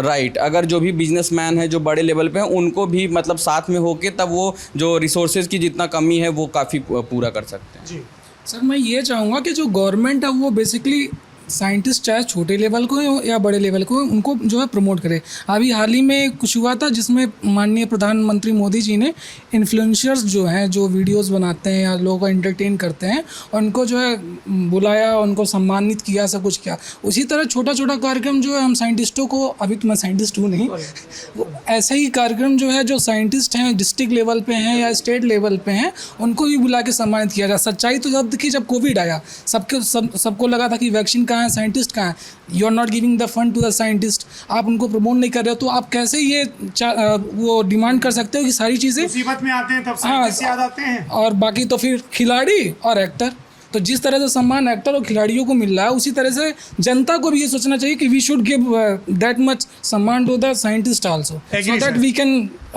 Make our country a developed country. अगर इन सब से अलग बोलना हो तो मैं एक चीज़ बोलूँगा कि साइंस में जो नेगेटिव नेक्सस है उसको तोड़ने के काटने। बताइए सर। नेगेटिव नेक्सस कई टाइप का हो सकता है, जैसे लेट्स अज्यूम पॉलिटिशियन और साइंटिस्ट का भी एक नेक्सस हो सकता है कि पॉलिटिकली मोटिवेटेड प्रोजेक्ट्स को फंडिंग दी जा सकती है कि भाई आप वो रिसर्च करो जो हमारे एजेंडा को सूट करती है, या अगर दुनिया में ऐसा होता है? हाँ, पूरी दुनिया में होता है, बिल्कुल होता है। और विद इन साइंस कम्युनिटी भी एक नेगेटिव नेक्सस है, पॉलिटिकली मोटिवेटेड या पर्सनल इंटरेस्ट मोटिवेटेड अपॉइंटमेंट होते हैं, फंड अलोकेशन होते हैं, इन चीज़ों में कमी करने की जरूरत। एक साइंटिस्ट का जॉब अगर है कि सपोज गवर्नमेंट कहती है यहाँ पे एक प्रोजेक्ट लगाना है, आप सर्वे कीजिए, आप बताइए ये ज़मीन सूटेबल है कि नहीं। एक साइंटिस्ट का जॉब ये है कि उसको सर्वे करके बताना, अगर वो सूटेबल नहीं है तो वो गवर्नमेंट को बताइए सूटेबल नहीं है, ना कि इसलिए कि चूँकि गवर्नमेंट चाहती है वहाँ पर के एक सीमेंट फैक्ट्री लगाना, उस पहाड़ को डिसमेंटल करना या जो भी चीज़ें, मिर्ची का एक खेती करने के लिए हम कहीं एक जगह पे एक वेजिटेबल रिसर्च इंस्टीट्यूट डालना चाहते हैं सिर्फ इसलिए कि वहाँ का सांसद बहुत इन्फ्लुएंशियल है, लेकिन जबकि वो क्लाइमेट सूटेबल नहीं है। तो एक साइंटिस्ट का जॉब है कि इस नेक्सस से उसी तरीके से और भी चीज़ें हैं जो डिसेंट्रलाइज होनी चाहिए, अपॉइंटमेंट्स, फंडिंग, ये भी डिसेंट्रलाइज होना चाहिए। और जितने भी किस्म का जो नेगेटिव नेक्सस पूरी दुनिया में होता है, लेकिन कहीं ज़्यादा कहीं कम होता है, उससे थोड़ा सा दूर करने की ज़रूरत है। उसका सबसे आसान उपाय है ऑटोनॉमस इंस्टीट्यूट्स। ऑटोनॉमी जितना ज़्यादा आप देंगे साइंटिफिक बॉडीज़ को और फंडिंग में, अपॉइंटमेंट में, उसके बाद भी कुछ ना कुछ रहेगा, थोड़ा बहुत रेगुलेशन ज़रूरी है, लेकिन ऑटोनॉमी की तरफ जितना ज़्यादा आप बढ़ेंगे उतना ज़्यादा इन चीज़ों के चंगुल से साइंस को निकलने में आसानी होगी। जी, क्या ऐड करेंगे चार्टर ऑफ डिमांड में? गवर्नमेंट से कोई डिमांड? स्कोप ऑफ एम्प्लॉयमेंट बढ़ाना चाहिए। स्कोप मतलब क्वालिटी क्वांटिटी दोनों की मैं बात कर रही हूँ। जैसे जो सेंस ऑफ इनसिक्योरिटी है after a person has done the PhD, हमें पूछा जाता है पीएचडी तो ख़त्म हो गई, अब क्या? तो अब क्या में हमारे पास आंसर नहीं होता। टॉप ग्रेजुएट्स आप देखेंगे बाहर ही चले जा रहे देश के, क्योंकि इंडिया में एम्प्लॉय नहीं हो पा रहे। एम्प्लॉय उनके हिसाब से, अब आप एक मैट्रिकुलेट पास के हिसाब से अगर आप पोस्ट निकालें, आप एक्सपेक्ट नहीं कर सकते कि एक पीएचडी जाके उसमें खुश रहे। तो वही मैं बोल रही हूँ कि क्वालिटी एंड क्वांटिटी दोनों, जितने लोग घुस रहे हैं साइंस में उतने के लिए यहाँ पे जगह नहीं है। फिर से आ रही है फंडिंग नहीं है, एम्प्लॉयमेंट नहीं है, इस वजह से ये चीज़ें दिखती। मैं कुछ भी बोलूँ, it will come back to the problem of funding. जैसे हो गया कि क्वालिटी रिसर्च अगर इंडिया को ज़रूरत है, you should also invest in that. हमें डेटा नहीं मिलती है, देर माइट बी रीजन्स कि वो डेटा कॉन्फिडेंशियल है, वो हम लोग समझते हैं, बट सर्वर्स डेटा नहीं मिलता मतलब we work on numbers, we work on statistics, the whole thing comes back to that. तो पेशेंट्स मतलब ऐसे सिटीजन्स में पहली चीज़ है अवेयरनेस फैलाना कि हम लोग जो ये सैम्पल्स कलेक्ट करें, blood sample, saliva samples, it is not for any other purpose but because of research. And दूसरी बात है, बहुत सारे डेटा जनरेट हो रहे हैं इन गवर्नमेंट बॉडीज़ जो इन डिजीज़ों के साथ डील कर रही हैं, but it is not available for researchers and scientist to be used for further processing. उसके ऊपर से सर्वर नहीं दिया मतलब सर्वर हम लोग के पास प्राइवेट जगहों से अवेलेबल हो सकती है, बट वो बहुत कॉस्टली है, we will not be able to afford. तो हम लोग जब गवर्नमेंट यूनिवर्सिटीज़ में या प्राइवेट इंस्टीट्यूट्स में भी हो, we should be given those facilities कि हम भी वैसे क्वालिटी रिसर्च कर पाएँ। इट शुड नॉट बी क्या बोलते हैं, कोलोनाइज्ड और limited to one space, so that कुछ लोग एक्सेस कर पाए, कुछ लोग नहीं कर पाए, और फ्रस्ट्रेशन होती है। जी बताइए। रिसर्च को बढ़ावा देने के लिए फंडिंग की तो ज़रूरत है, पॉलिसी मेकिंग इन्फ्लुएंस होना चाहिए, ऐसे इंस्टीट्यूशंस को बिल्ड करना चाहिए जो और फर्दर रिसर्च को आगे बढ़ाए। इसके साथ साथ बचपन से ही लोगों के बीच में जागरूकता फैलाने का तरीका है कि स्कूल तक पहुँचे साइंटिस्ट लोग, इस चीज़ को भी बढ़ावा देना चाहिए ताकि पीपल गेट एक्सपोज कि there is a position that they can go for. उनकी जो साइंस क्यूरियोसिटी है वो मार दी जाती है इस प्रोसेस में कि they have to do something good. इसी बात पे इसी से रिलेटेड, क्योंकि मैं तब मेरी जर्नी अभी स्टार्ट हुई है तो मैं आगे तो नहीं बता सकती कैसा। जब तुमने 10+2 के बाद ऐसे प्योर साइंस ली तो क्या रिएक्शन थे? कि नहीं, साइंस तो चाहते थे मेरे घर वाले मैं करूं, पर वो इसलिए नहीं कि मैं रिसर्च में जाऊं, मैं नीट कर लूं, इंजीनियरिंग कर लूं या कुछ ऐसा कर लूं जो सबको पसंद हो। साइंस में मेरे फैमिली में दूर दूर तक कोई भी प्योर साइंस नहीं कर रहा था, तो घर वालों ने बोला ओके नीट की तैयारी करो। तो मैंने कहा ठीक है, अगर घर वाले जाते तो नीट की तैयारी करते हैं। पर जब आइज़र का एग्ज़ाम क्रैक हुआ और फिर मेरे को आइज़र के बारे में पता चला, मैं जब कुछ लोगों से मिली, 12th तक मुझे आइडिया भी नहीं था कि ऐसे इंस्टीट्यूशंस हैं इंडिया में जो प्योर रिसर्च पढ़ा रहे हैं। मुझे पता ही नहीं था कि अगर आपको साइंटिस्ट बनना है तो आपको किस वे से निकल के जाना पड़ेगा, नहीं बताता कोई स्कूल स्टूडेंट्स को। मैं एक नॉर्मल स्कूल से पढ़ी हूँ जहाँ पे डिसेंट करिकुलम है, बट वहाँ पे भी कभी ये नहीं बताया गया कि आपको हर 5वीं 6वीं का बच्चा यही बोलता था कि मुझे बड़े होकर साइंटिस्ट बनना है, और वो आगे जाके इंजीनियरिंग या डॉक्टर के लिए प्रिपेयर कर रहे होते थे। तो जब मैं बाहर निकली, 12th हुआ मेरा, मैं कुछ लोगों से मिली जो आइजर्स में पढ़ रहे थे, तो मुझे पता चला कि अच्छा एक ऐसी डिग्री भी है जो प्योर साइंस पढ़ा रही है। ऐसे भी ये भी तरीका है कि हाँ आप लैब्स में वर्क करो, आप ये करो वो करो, तो आपको एक अर्ली एक्सपोजर मिलेगा। जो कई लोग अपने बीटेक कंप्लीट कर लिया, इंजीनियरिंग कर ली माँ बाप के कहने पे, एंड देन उनका मन है मुझे रिसर्च में जाना है, फिर वो 28-29 की एज में फिर वो PhD करना स्टार्ट करते हैं, फाइनली अपना ड्रीम परस्यू कर रहे हैं कि अब घर वालों को साइड रखा, अब कुछ फाइनली करते हैं। तो वो काफ़ी अर्ली एज में हो जाना चाहिए था। मैं फॉर्चुनेट आयल से कि मेरा किस्मत अच्छी थी कि मेरे को काफ़ी अर्ली पता चला कि हाँ ऐसा भी तरीका है। तो मेरे को उस एग्ज़ाम, तो और भी अगर स्टूडेंट्स अगर आप दिखाओगे तो there is this exam IAT, IISER aptitude test, जो इंडिया में 7 आइज़र्स हैं उनके लिए प्रिपेयर करने के लिए आप उसमें पढ़ सकते हो, वो एग्ज़ाम दे सकते हो। Then we have IISc, JEE advance का जो टॉपर था रैंक 1, उसने सारे IITs को डिक्लाइन करके उसने IISc ज्वाइन करी क्योंकि उसे रिसर्च करनी थी। तो this is the time that we should look out for IISc Bangalore, जो कि इंडिया में आई थिंक टॉप इंस्टीट्यूशन है साइंस के लिए। तो we should look out for other things. अब रैट रेस का टाइम। अगर जो बच्चे 10th 12th में हैं और उनके गार्जियंस को लगता है कि उनको साइंस की पढ़ाई करनी है और साइंटिस्ट बनना है, जैसे सुरभि ने बोला, तो एक आपने बताया आइजर, दूसरा IISc, दूसरा और कौन से इंस्टीट्यूशन है जहाँ साइंस की बहुत अच्छी पढ़ाई होती है देश में? IIT इंस्टीट्यूट्स बहुत सारे। IIT में क्या बीटेक वाली पढ़ाई?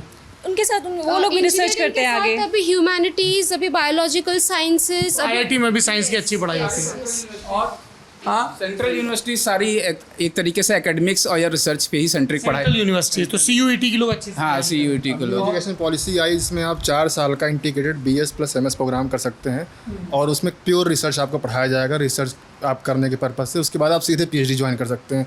आपको डायरेक्ट क्या कहते हैं BSc फिर MSc फिर PhD करने की जरूरत नहीं है। आप वो प्रोग्राम 4 साल का प्रोग्राम है, जनरली 5 साल लगता है नॉर्मली, आप उसको करके सीधे जा सकते हैं। और कोई इंस्टीट्यूशन जो आप लोग हाईलाइट करना चाहेंगे साइंस की स्टडी के लिए? CSIR करके भी आता है, CSIR का, तो उनका भी एक इंस्टीट्यूट होता है अलग, हर CSIR तो ICMR, CSIR, आयकर, नाइसर, देयर ऑल इंस्टीट्यूट्स। और अगर हम ये नहीं कर पा रहे हैं कि इतना साइंस फैसिलिटेट नहीं कर पाए हम सारे इंस्टीट्यूट में, तो अभी जैसे ये स्टूडेंट्स आए हैं डेजर्टेशन वर्क करने के लिए, while we were in our graduations, हमें इतनी नॉलेज नहीं थी कि ओके हम जा सकते हैं ब्रेक में दूसरी लैब्स में दूसरे जा सकते हैं। तो हर इंस्टीट्यूट में एक 6 महीने का पीरियड देना चाहिए जहाँ पे इंस्टीट्यूट फैसिलिटेट कराए कि आप अलग अलग इंस्टीट्यूट में किसी भी चॉइस ऑफ इंस्टीट्यूट में जाके आप काम सीख पाएँ। क्योंकि ऐसा सब ने बोला कि फंडिंग की कमी तो है ही, तो हम नहीं दे सकते सारे इंस्टीट्यूट को वो मे बी। सो जिस इंस्टीट्यूट में है वो फैसिलिटीज़ अवेलेबल हम जा पाएँ। और दूसरी चीज़ हम बात कर रहे थे एम्प्लॉयमेंट की, कि हमारे यहाँ से क्यों टॉप ग्रेजुएट्स बाहर जा रहे हैं। तो एम्प्लॉयमेंट में हमारे यहाँ ट्रांसपेरेंसी बहुत ज़रूरी है, क्योंकि वी से it or not say it, there are things that are hidden under the table, monetary exchange for employment of government jobs at top institutes for teaching and research. तो partiality होती है या पैसा चलता है? बिल्कुल। साइंस रिसर्च में अभी थोड़ी अवेयरनेस आ रही है। जैसे अभी अंडर ग्रेजुएट स्टूडेंट हमारे पास 3 हैं अभी जो ट्रेनिंग कर रहे हैं। We have been approach by class 10th students. कक्षा 10 के बच्चे ने, लड़की ने ईमेल करके लिखा, ज्ञानेश्वर सर मेरा 2 महीने की छुट्टियां हैं, बोर्ड एग्ज़ाम्स हो गए हैं, मैं क्या करूं, मुझे समझ में नहीं आ रहा, मुझे कुछ रिसर्च करना है। हमारे कक्षा 10 का एग्ज़ाम ख़त्म हुआ, हमारा तो बस्ता अब खुलेगा सीधे जुलाई में। तो अब अवेयरनेस आ रही है लोगों को। चीज़ है कि जैसे जनरल लाइन बोलते हैं ना, इसको बैचलर्स मास्टर्स के बाद ही जनरल लाइन हो गया, नहीं तो डॉक्टर, इंजीनियर और जनरल लाइन। ये ऐसा होने का कोई ज़रूरत नहीं है कि बैचलर्स मास्टर्स के बाद PhD ही करना पड़ेगा। अभी बहुत सारा एवेन्यूज़ खोल गए हैं। There is scientific reporting, scientific communication, industries में जा सकते हैं, बट इस हद तक का अवेयरनेस नहीं है। सो आई गेस बहुत सारा ऐसे जगह है जो कि employment, it needs employment, and it was very unfortunate to hear one report that employment is decreasing the more you are qualified. बहुत ज़्यादा पढ़ लिया साहब, समझ में नहीं आ रहा है। तो हो जाते हैं हाँ, लाइन में आपके लिए आपके चीज़ें बहुत कम डिजर्विंग जो आप इतना साल पढ़ के आपका एक इमेज हो जाता है कि मुझे इस पोजीशन में जाना है, बट उस पोजीशन का अगर जॉब्स नहीं मिला तो obviously students will have no other choice than move outside. Last question, कौन सा पॉलिटिशियन पसंद है आपको? उतना इंटरेस्ट तो रखते नहीं है, बट जो मुद्दे की बात करें, जो खुल के बोले वो अच्छा कौन लगता कर रहा है। जल्दी किसी का सुनने में आता ही नहीं है, क्योंकि सब मंच पे खड़े होकर अलग अलग बात करते हैं। तो वोट डालोगे जाके? वोट डालना, हाँ वोट डाल के आया, मैं वोट डाल के आया नेता हूँ। कौन पसंद है? अब की बार किसकी सरकार? अब की बार लग तो रहा है, जिस हिसाब से माहौल चल रहा है गांव में, देखा मैंने सुना तो लड़ाई तो है, मतलब भाजपा और सपा की लड़ाई चल रही है हमारे डिस्ट्रिक्ट में। तो अब देखते हैं। जौनपुर में आते हैं हम, सदर हमारा लोकसभा क्षेत्र है, तो अब लड़ाई वहाँ पे, अब देखते हैं रिजल्ट क्या कहना है। नेता पसंद है? नहीं, मतलब ऐसा मुझे उनमें ऐसा कुछ मैंने वो सभा अटेंड किया। यही राष्ट्रीय स्तर पे कोई नेता? राष्ट्रीय स्तर पे भी मतलब वैसा, हाँ मुझे नितिन गडकरी, उनकी पॉलिसी मेकिंग, उनका जो सोच है, विजन, एक्चुअली नेता हमको चाहिए जो विजनरी हो, जो बात कर। नितिन गडकरी मुझे बहुत। रुद्र बाबू, कौन सा नेता पसंद है? नेता तो ऐसा कोई पसंद नहीं है, बस हम उसको देने की कोशिश करते हैं जो हमारे क्षेत्र में सबसे अच्छा हो, जिसके ऊपर क्रिमिनल चार्जेस ना हो, जो साफ सुथरी छवि आपके लिए महत्वपूर्ण है। जी, तो मेरा ज़्यादा तो पॉलिटिकल ओरिएंटेशन नहीं है, बट फिर भी मैं कहूँगा कि Narendra Modi, I like him. So because actually like so totally my life, like till the 26, so I have been living in the Gujarat, so I have seen only the BJP government since my born, but so whatever I have seen is it, like everything built up was by the BJP, and I have like heard from my parents and grandfather, so like this government has done lots of development in the Gujarat. Okay जी, कौन सा नेता पसंद? Sir Modi सरकार। मोदी सरकार क्यों? Sir from like past years हम लोग ने देखा जो इंडिया स्टैंड कर रहा था जहाँ पे ग्लोबली, तो अभी वो स्टैंडर्ड बहुत बढ़ा है, मतलब एज इंडियन होकर मुझे बहुत प्राउड होता है।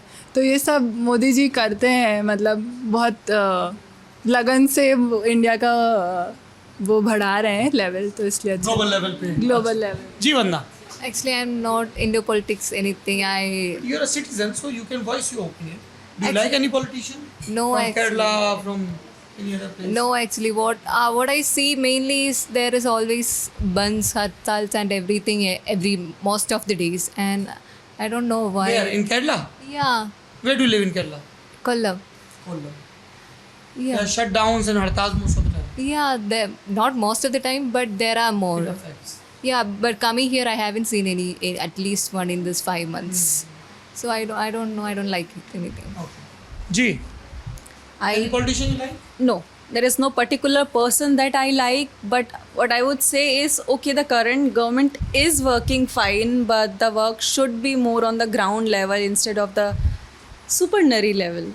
जो दिख रहा है बस वही बिक रहा है वाली चीज़ें चल रही है, तो the work should be on. And how do you compare it with the previous government? 10 साल नरेंद्र मोदी सरकार, 10 साल मनमोहन सिंह सरकार. Definitely, current government has done work more than the previous government, but I would urge the government to work more on the ground level. जी, पसंद है कोई नेता? नहीं, कोई पसंद नहीं। कोई महिला नेता, पुरुष नेता? ऐसा कोई पसंद नहीं है, जो काम सही से करे और जहाँ कौन सही से काम करता लग रहा है? मैं अपनी स्टेट का बता सकती हूँ, तो जब मेरे स्टेट में छत्तीसगढ़ से हो? हाँ, कांग्रेस जब थी तब काफ़ी घोटाला हुआ है। भूपेश बघेल सरकार में? हाँ। क्यों बोल रही है? हाँ, रमन सिंह थे तो काम ज़्यादा हुआ, उस टाइम पे काम ज़्यादा हुआ है, तो अभी वहाँ पे वापस से बीजेपी की गवर्नमेंट है, तो होपफुली वो ज़्यादा अच्छे से काम करे।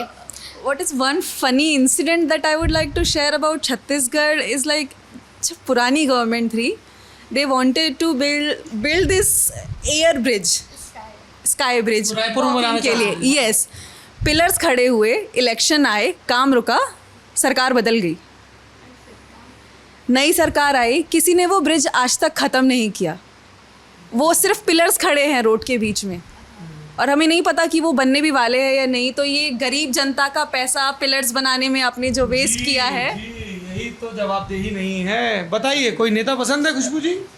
ऐसे तो पर्टिकुलर कोई नहीं, लेकिन हाँ मोदी जी ने काम तो करा है। क्या काम किया? उसने हमारे फील्ड को लेकर, फॉरेंसिक को लेकर बहुत काम करा है और बहुत सारे इंस्टीट्यूशन बनाए हैं जो फॉरेंसिक के लिए डेडिकेटेड हैं। तो मोदी जी। हाँ जी। पसंदीदा नेता तो मैं नहीं बोलूँगी। Both of you are from Bengal. हाँ। ममता बनर्जी और नरेंद्र मोदी। जो हमारे साथ खड़ा होगा हम उसके साथ कौन खड़े खड़ा है होंगे। आपके साथ? इसके लिए तो अभी विस्तार करना पड़ेगा, पर वही है कि मैं It's कुछ okay, you don't want to बोलूँगी answer. कि विवाद हो जाएगा। कोई विवाद नहीं होगा, देखो सब लोग बोल रहे हैं।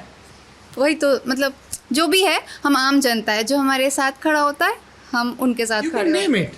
नहीं ऐसा मैं ममता अभी तक वेस्ट बंगाल में वैसे प्रभाव लाया नहीं है, बट आफ्टर CPIM तृणमूल आके काफ़ी काम किए थे, बट अभी का जो कंडीशन है इट इज़ क्वाइट क्वेश्चनेबल।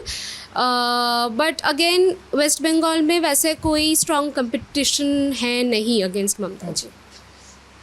नहीं, मैं इतना इंटरेस्ट नहीं रखती हूँ पॉलिटिकली। क्यों नहीं रखते हो आप लोग इंटरेस्ट, जब पॉलिटिक्स ये डिसाइड कर रही है कि तुम्हारी लैब में फंड कितना आएगा, तुम्हारी एम्प्लॉयमेंट कैसा होगा? चीज़ बोलना चाहूँगी, पॉलिटिशियंस और पॉलिटिकल पार्टीज़ एक दूसरे के अगेंस्ट काम ना करके अगर एक साथ काम करे फॉर द नेशन, ऐसा नहीं है कि कोई कुछ पॉलिसी बनाए, नेक्स्ट सरकार आई, बस उनको क्योंकि पिछले ने बनाया तो जैसे उन्होंने कहा कि 2 पिलर वैसे ही छोड़ दिए। तो वैसा नहीं होना चाहिए। क्यों इंटरेस्ट नहीं है साइंटिस्ट का?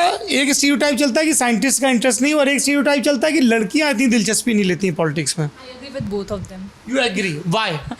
बिकॉज मुझे सच में इंटरेस्ट नहीं आता है पॉलिटिकली। अगर लोगों को, मुझे नहीं पता, मतलब आई अंडरस्टैंड कि कोर सब कुछ उसका वही है, शायद ये चीज़ इतनी कॉम्प्लेक्स है और इतनी जगह से और इतनी साइंस से ज़्यादा कॉम्प्लेक्स क्या है? आपको साइंस समझ में आ रही है? नहीं, मतलब हमारे पास इतना टाइम नहीं है कि हम उन सारी कॉम्प्लेक्सिटीज़ को क्रैक करें और इतनी पीछे से चीज़ें influence.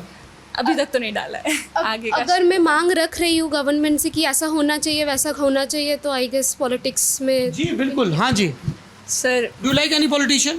No sir, everybody seems evil to me. Everybody seems evil to you. Yes. Okay, then how will you cast your vote? Sir अभी आई जस्ट टर्न 20 और अभी तक अपॉर्चुनिटी ही नहीं मिली है मेरे को वोट करने की। इस बार के चुनाव में वोट नहीं डाला? सर पॉसिबल नहीं है, बिकॉज वोटर आईडी सब घर पे है। स्टूडेंट माइग्रेशन भी एक बड़ा प्रॉब्लम है, voter turnout. Do you like any politician? Not specifically, but I would go with development. कौन आपको लग रहा है अगले 5 साल देश में डेवलपमेंट करेगा? सबको पता है। सबको पता है? क्या नाम है? Modi ji. Okay, interesting. One more thing, कैसा है ना, अभी फ़िलहाल तो कर्नाटका में जो सरकार चल रही है वो तो बस पैसा बांट रही है, फ्री का बस वगैरह, तो फिर हम स्टूडेंट्स को बहुत प्रॉब्लम हो रही है उस वजह से। क्या प्रॉब्लम हो रही है स्टूडेंट्स को? बसेस फुल हो जाते हैं तो फिर बस स्टैंड पे रुकते नहीं है बसेस, और बहुत नंबर ऑफ बसेस बढ़ाई नहीं उन्होंने।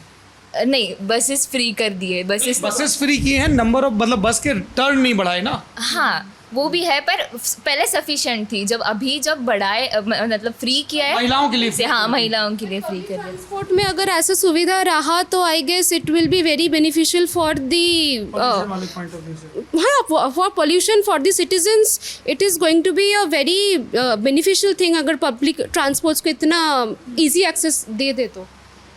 आई mean she does not agree with you. अगर बस का नंबर शायद बढ़ा सकते हैं, वही मैंने कहा कि भाई नंबर भी बढ़े, बट फ्री करना I don't think so that is the major issue over. Long debate दो कि कितना किसको फ्री करना है। जी sir I think there is a cycle कि मैं जितने भी फ़िलहाल मैंने जितने 5-6 साल में जब मेरे को लगा कि okay I should look out बाहर क्या हो रहा है, कि सारी पार्टीज उनका मोटिव सिर्फ इलेक्शन जीतना होता है, ना कि इलेक्शन जीतने के बाद का काम करना होता है। वो जो काम भी कर रहे होते हैं वो सिर्फ इसलिए कर रहे होते हैं क्योंकि उन्हें इलेक्शन जीतना है, तो वो बिल्कुल अपसाइड डाउन हो चुका है। उसके लिए भी अगर काम करे तो काम हो सकता है ना। तो स्कोप भी तो रहना चाहिए कि हाँ नेक्स्ट इलेक्शन भी मुझे ही जीतना है तो एटलीस्ट इतना काम करे। अभी तो यहाँ पे स्कोप्स भी खत्म हो रहे हैं कि कोई कंपटीटर ही नहीं रह रहा है। साइंटिफिक बैकग्राउंड से आ रही हूँ, इसलिए I would like to also point out that I have felt a decline in scientific aptitude in the normal people in the country. So the scientific aptitude in people, scientific thinking and logically thinking, ये बहुत गिरा है. And I do not know, it feels, it is a very personal opinion, it feels people have become very inclined to what their and the others religion they belong to. they are looking for confirmation biased. Yes. So मुझे ये पता है, आप बस confirm कर दो. तो हाँ, ये थोड़ा बहुत कुछ ऐसा आ गया, साइंटिफिक एप्टीट्यूड बहुत. हमारी अभी प्रॉब्लम भी पॉलिटिकल व्यवस्था की ये हो गई, हम पसंद नापसंद से इतना ज़्यादा हुक हो गए हैं कि हम गुण दोष के बेसिस पे जज ही नहीं कर रहे हैं. हमें या तो मोदी पसंद है या तो मोदी कतई पसंद नहीं है. हमें थोड़ा सा नेहरू का विज़न भी पसंद होना चाहिए, हमें श्यामा प्रसाद मुखर्जी की सोच भी पसंद होनी चाहिए, राहुल गांधी का जो रिसेंट एवोल्यूशन है वो भी पसंद करने लायक है, लेकिन उनकी राजनीतिक अपरिपक्वता भी, उसकी भी आलोचना होनी चाहिए. इसके पिछली गवर्नमेंट जो थी उसके भी जो साइंस, जो जैसे आइसर्स शुरू हुए, इतने सारे एम्स डिसेंट्रलाइज हुए, उन योजनाओं की भी तारीफ करनी चाहिए. उसके पिछली सरकार जो एनडीए की वाजपेयी जी की थी, उनमें कुछ ब्लैक एंड वाइट में नहीं होना चाहिए. There is a grey zone and that grey zone is the beauty of the लोकतंत्र. इंडियन पॉलिटिक्स में कंस्ट्रक्टिव क्रिटिसिज्म जैसी कोई चीज़ नहीं है. आइदर हम आपको कुछ बोल रहे हैं तो आप उसको ये नहीं लेंगे ओके ये खामी है तो काम करना है, नहीं तूने मुझे बोला तो तू दुश्मन है मेरा. कंस्ट्रक्टिव क्रिटिसिज्म नहीं है. I guess Indian constitution was formed ताकि मीडिया वो फ्रीडम रहे, द लिबर्टी रहे. There should be a constructive criticism also. That is how democracy works. हम लोग जैसे सोच के आए, इवन डेमोक्रेसी क्या, कंट्री का एक छोटा ऑर्गेनाइजेशन भी जब तक आप, मुझे नहीं पता है कि मैं क्या गलत कर रहा हूँ कि आई कैन हेल्प यू और not, I can not move forward. On that note मित्रों, डीएनए अमर है, आरएनए क्षणभंगुर है. अपने कुल गोत्र पर अतिरिक्त गर्व मत करिए. आप कई जातियों, उपजातियों, कई ट्राइब्स का सम्मिश्रण है.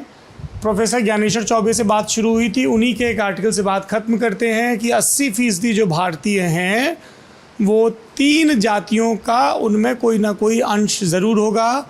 वो 3 जातियां हैं कोल, भील और Gond, which are here for about 60,000 years. इकाईदाई सैकड़ा, 1000, 10,000, 60,000 बरस से इस देश में, जिसको हम अपना देश कहते हैं भारत, ये 3 जनजातियां हैं और हम सब के अंदर इनका थोड़ा थोड़ा सा अंश है.